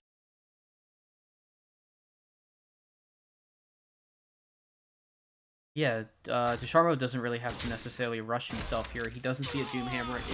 Like, Domde hasn't made a Doomhammer.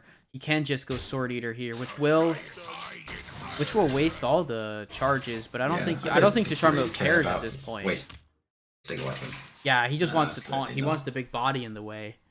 Make sure that this Doomhammer can't connect face and like give a possible chance for a comeback of sorts. There's a lily pad lurker, but that doesn't do the enough thing is, regardless. The thing is, you can deal with... There's no way of taking enough damage off the board Mhm. to not be dead on board the following turn, regardless of what happens to be in Desharmo's hand. You can deal with the 5-3 and the 2-5 in a myriad of different ways. Torrent, the Storm Strike, the Lily Pad Lurker. Yep, Donde can't see a line, and that's going to take it to 1-1. Desharmo's Warrior did lose the game against the Priest, but has won against the Shaman. Yeah. So that leaves us with Donde's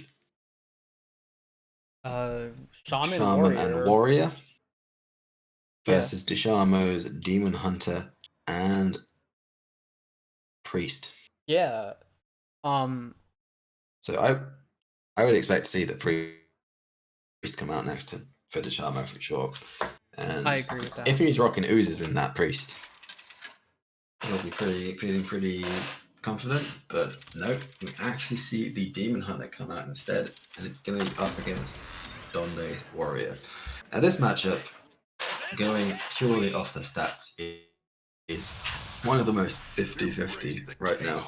Much like many other of Ezreal Demon Hunters matchups. Yeah. Very, very 50-50.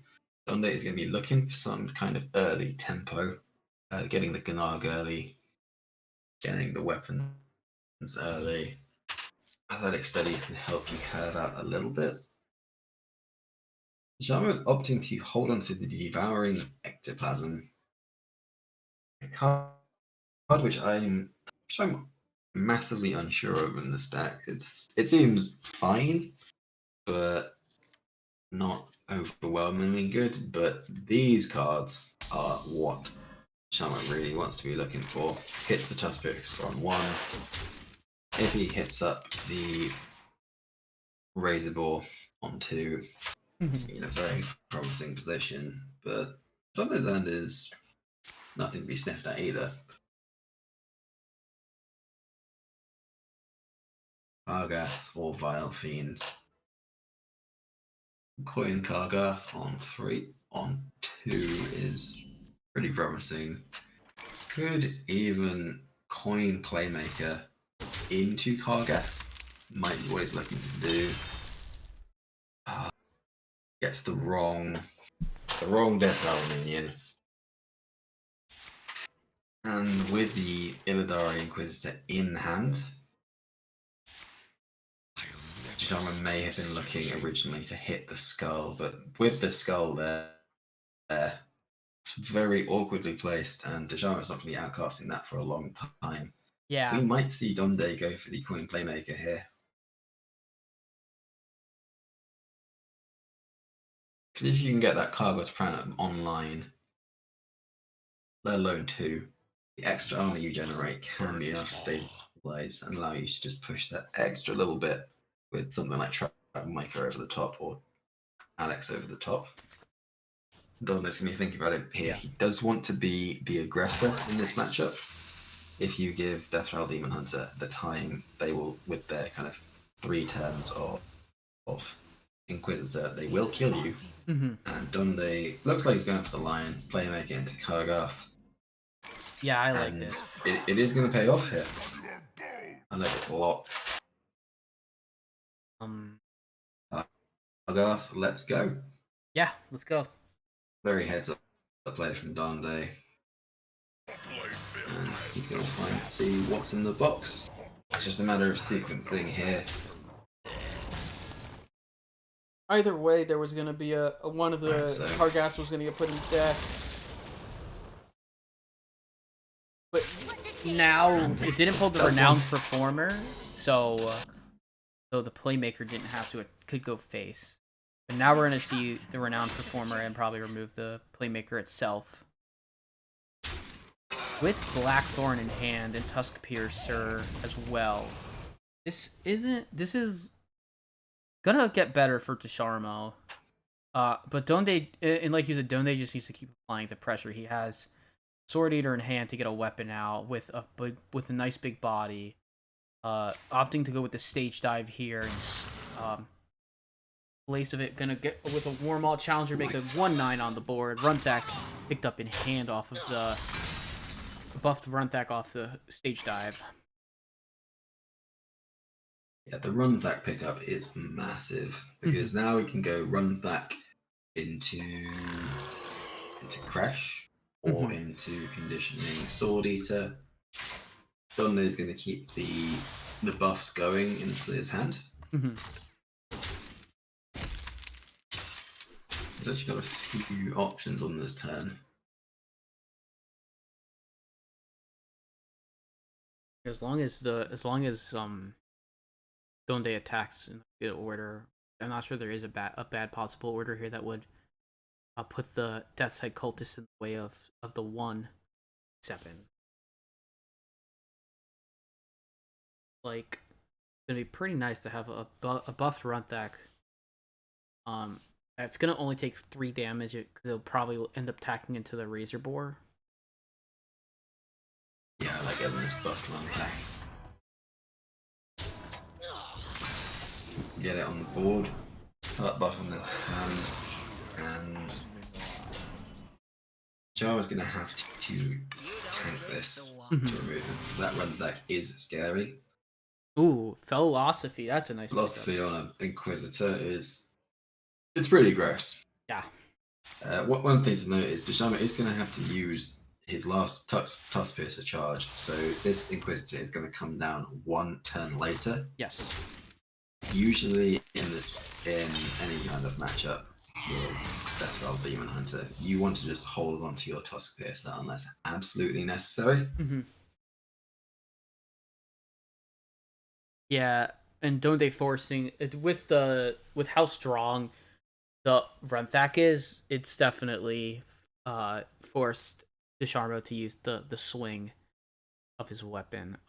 You absolutely have to. There's no question about it. Mm-hmm. Desharmo is probably going to be quite gutted to have just drawn the Tail and Fordring. That is obviously the best minion that the Death Speaker can pick up from the deck. Yes. Just keep moving. This Those going for tempo. Yeah. And now it's going to be interesting to see if this is a Looking to get N'Zoth ahead deck of- or not. There's Kurtrus.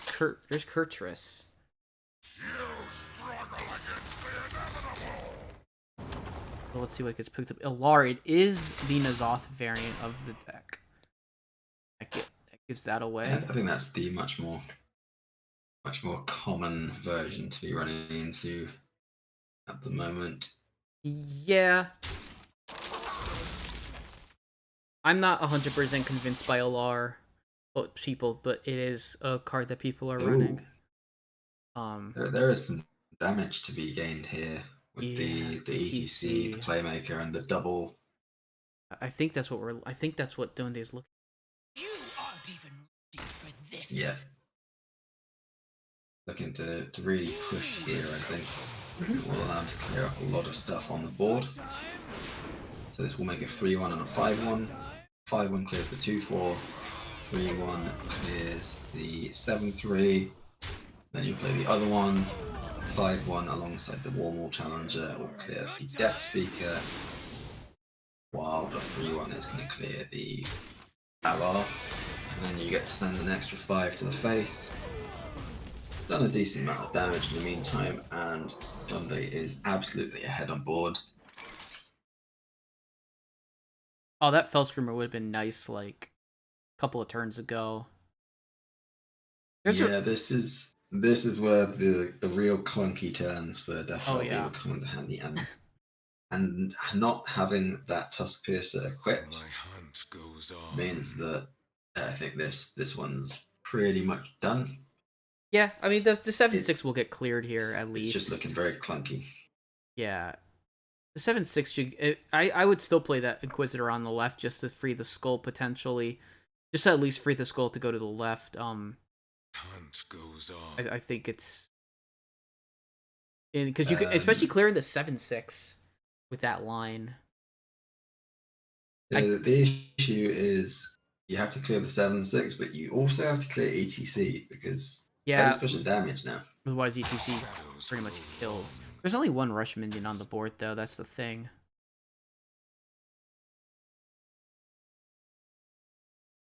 And the way that this attacks, it's gonna only put one attack into that, and it'll die. Yeah.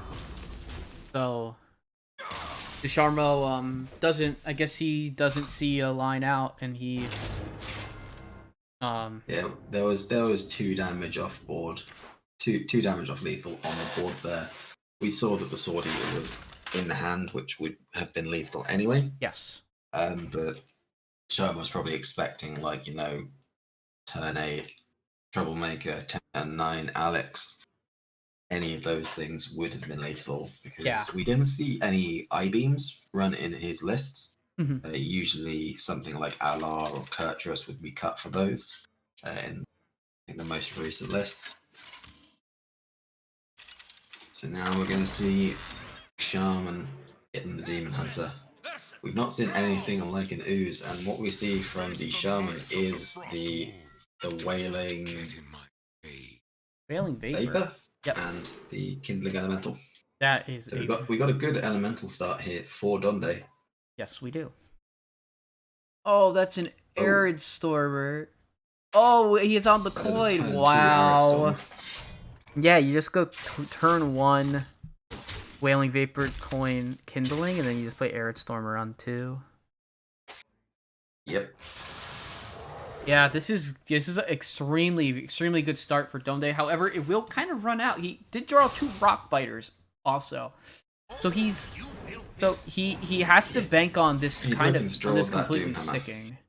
He has to bank on this completely sticking, which it should. But see what Death Rattle gets drawn. It's Fell Rattler, which will be pretty nice against this board, and a Fury for Desharmo. Oh, and that's the Custodian.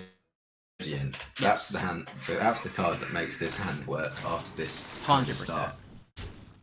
Yeah, this board doesn't get fully cleared off by the Fell Rattler either. So No, you got to take out the Stormer, which is going to leave the Wailing Vapor up. yeah. Or do you take out the Wailing Vapor? It's tough. You really want to be dealing with both of them at the same time, but Yeah. the breakpoints are just a little bit awkward. Mm-hmm. It's very awkward. You can deal with both of them. Game 4 of the series. You could deal with both of them. You have to just you kind of have to decide if the Vapor is going to deal more damage in the next turn than the Stormer would. Is how I would look at it. And I would say they would need exactly 2 You can't elemental. deal with both of them. Yeah, for sure. You can't deal with both. Yeah, I'd be more scared of the Arid Stormer. I would as well. Because Deshama doesn't know if there is something like a whack-a-null hammer. Mhm. If a hammer charge goes onto the Arid Storm, then that gets real scary. Mhm. Dundee is gonna imagine whack down this cage match custodian. Mhm. Buff the attacker's vapor down Yeah. further. Gets the Doom Hammer in his hand, so that is a turn 5 Doom Hammer into a turn 6 double Rock Biter, and that is already That's enough damage. that is lethal damage presented right now. Yeah, I'm wondering if I think Fell Rattler with a hero power is the best bet. But I can see making the Fell Steel Executioner a weapon as well as a good line. I think the Fell Steel Executioner is. There's just not going to be time for Deshama to play it. No, there really he may isn't. have wanted these 1-1. He may have wanted these 1-1 performers to come down after the Doom Hammer has been played. Mhm. Oh, Inara. You know, Oh wow, more damage for there's Dundee. more damage. I guess if I'm Donde, I just attack both of them in, and then I hero power, and I say I have a massively good turn next turn. Yep. Pretty much the way it works. Yeah, and the Rattler can kill with the 4. He's gonna use 1 Rock Biter. Okay, he's not gonna save it for the Doom Hammer.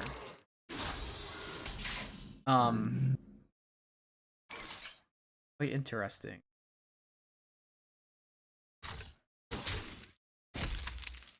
Sharmos really wants to pull stuff. The Kurtrus. Oh, I feel like he should have played the Kurtrus first, right? That way it just doesn't take any damage, and then you can even save your swing if you after that. Actually, no. I guess no. I don't know. Anyways, Inara Stormcrasher played. Doomhammer next turn. It does spell not well for this for Sharmo here. There's no clean clear with the minions and stuff. So There's actually no way of getting this Inara. He's gonna rip this. He's gonna rip the skull and hope for something. Black Talon, Blackthorn, Fell Screamer. None of those are playable. And that's just lethal damage. GG's. Yeah. Donde 3-1 to Donde. Donde's just gonna use Dunk Tank to win here. No, he's just gonna attack twice and go there. Could use the Dunk Tank. Opts to not use it. But that he could flex on him. He chooses not to. You know, I forgot to change the score. That is actually the final match of the series. It is. Yeah. 3-1 to Donde. The Warrior and the Shaman both got through that Death Rattle Demon Hunter, which did look a little dicey. Yeah. I'm not convinced of that specific version. The LR, you know, that's one card which I'd be looking at. Just like LR is generally not a particularly powerful card. It's very greedy. And I think people recently they've been moving more towards the idea that yes, Death Rattle Demon Hunter does beat things like Priest very well already. Maybe we should think about cutting some greed and running things like I-Beam, Kurtrus, which was already in there to be fair, to beat up the aggressive decks a little better, or just to die a little bit less consistently in those matchups. Yeah. So what we saw there in both those last 2 games was the Warrior just out-tempoed the Demon Hunter, who didn't have the comeback mechanics, and then the Shaman just killed him. Yeah. That's all there was to it. Definitely. So yeah, I have Donde willing to do an interview, so we're gonna add him in now to the call. Hello there, Donde. Congrats on breaking the Deshamo curse. Okay, he's here. Hello, Donde.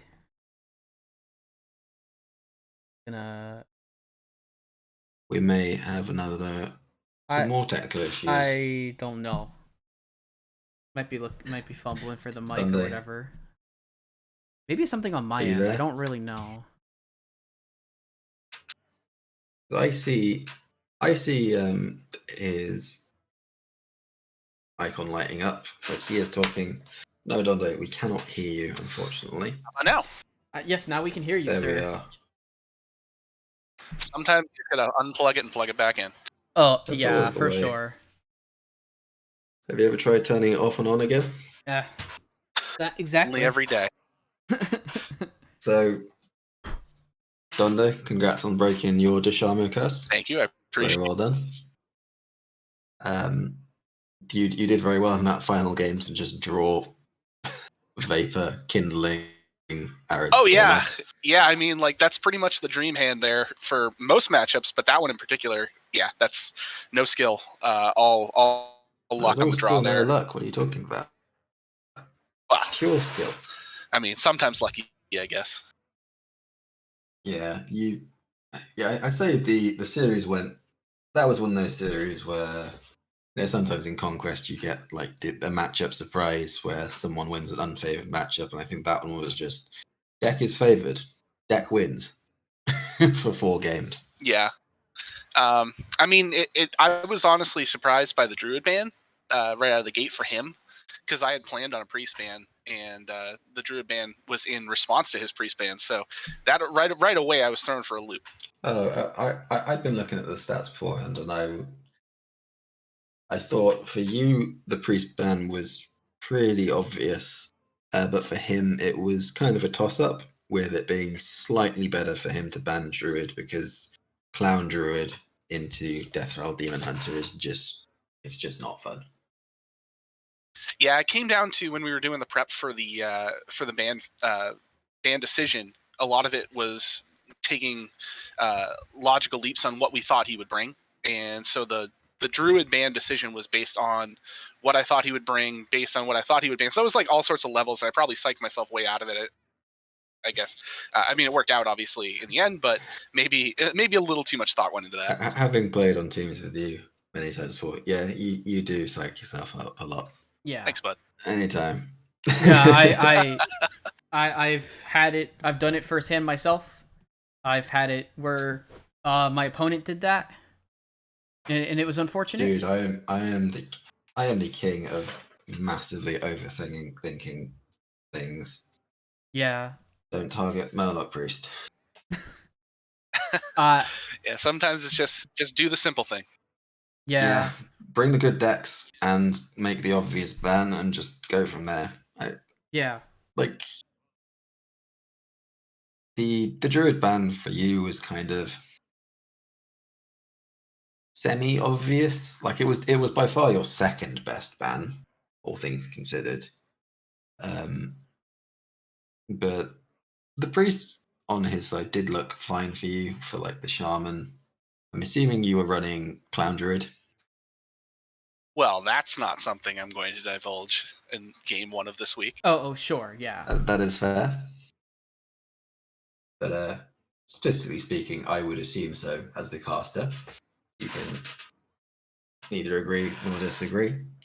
Mm-hmm. But yeah, it was very much kind of just the most obvious deck for each class was brought by both of you, and then the favored matchup won. Yeah, I mean, I can't really complain about that considering I happen to get the better matchups. Like, I mean, some of the cues was just, the queue. Which end am I going to end up on of this random game? And I was fortunate to be the favored deck most of the time. Yeah, getting the priest into the warrior game 1 was pretty massive. We were just honestly crossing our fingers that we didn't get a bloody priest mirror. Thank you for winning with the priest off the bat. Yeah, I was worried for you when I saw double Druid ban. I was like, well, I'm starting with priest, so hopefully he doesn't have the same idea. Yeah. Thankfully, Dejamo was a good sport, elected to lead up the warrior instead. Get the priest that win. He did take it a little bit slow in that one.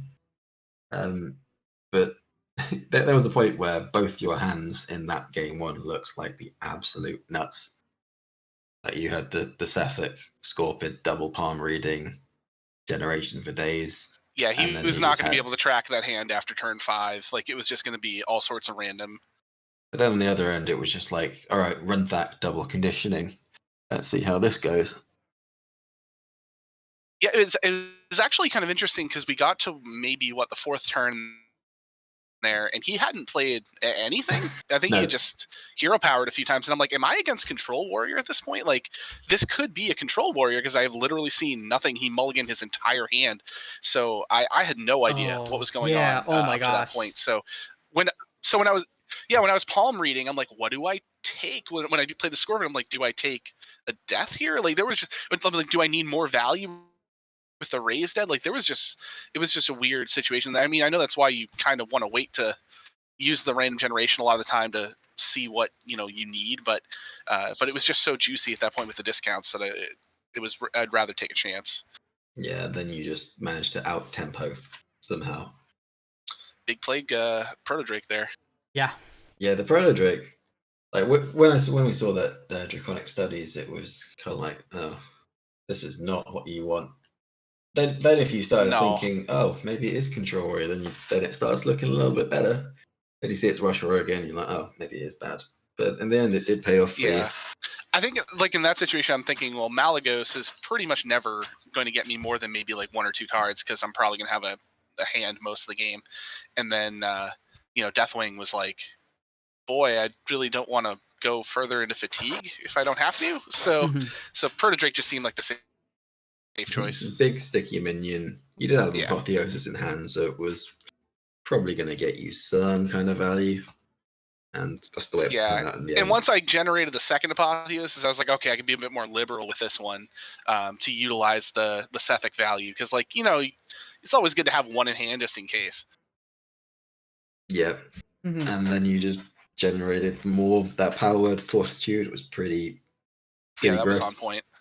And there was no real coming back from that one. Seeing a 13-12 Lifesteal Plague Proto Drake on the board was something else.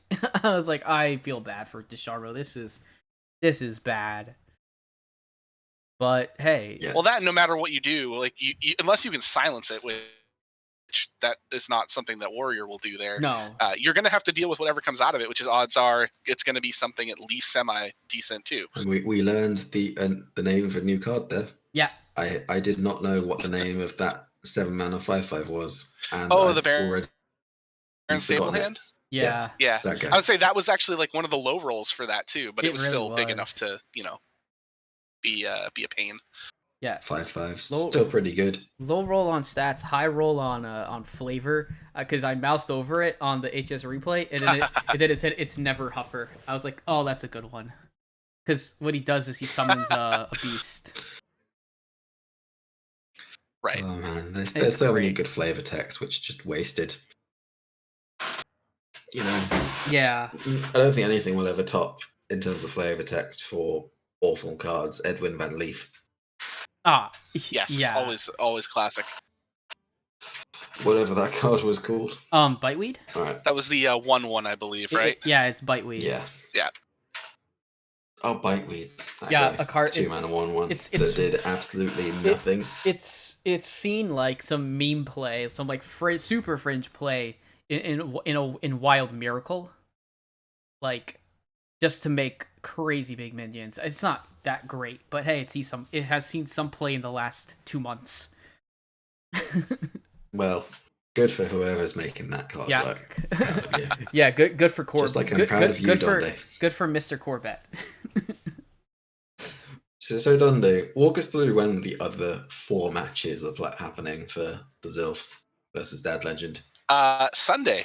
I mean, as if you needed to be. But, you probably want me to be more specific there. Are they all Sunday evening? They staggered. They are staggered slightly, but they are all starting Sunday evening. So Cole's plays at 8 p.m. Eastern. Jammies plays at 9 p.m. Mountain. So that's 11 p.m. Eastern. And Jim Phillips also 11 p.m. Eastern. And Anfall is 9 p.m. Eastern. So yes, they start at 8 p.m. earliest, but they will be somewhat staggered. So I won't know until I wake up. Okay. Well, yeah. As a completely unbiased caster, I'm definitely not rooting for our team. Hopefully you get there. It's been Oh. confirmed that the winner will be up against STD. Yeah, I mean, at this stage of the season, no matter who you play or will potentially play, it's going to be a great team. This is a great team too. Obviously, not to overlook Dad Legend in any way because they're a title threat every time. And Ducharmo is a great player. Obviously, I know he wasn't feeling great tonight, so my heart goes out to him in that regard. Oh. He didn't really have an option for a backup plan as far as another night to play, so kind of had to go through with it. Yeah, it always sucks when that does happen, and Yeah.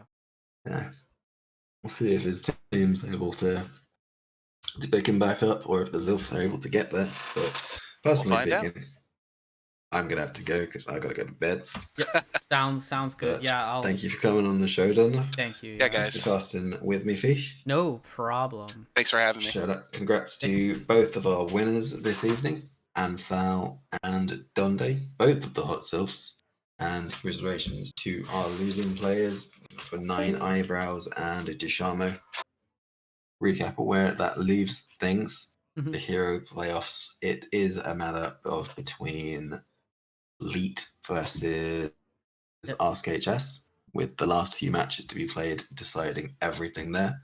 And that was the first game of Hot Sylphs versus Dad Legend. Donde won 3-1 with the 4 remaining matches all to be played tomorrow evening. Are any of those on stream, Fish?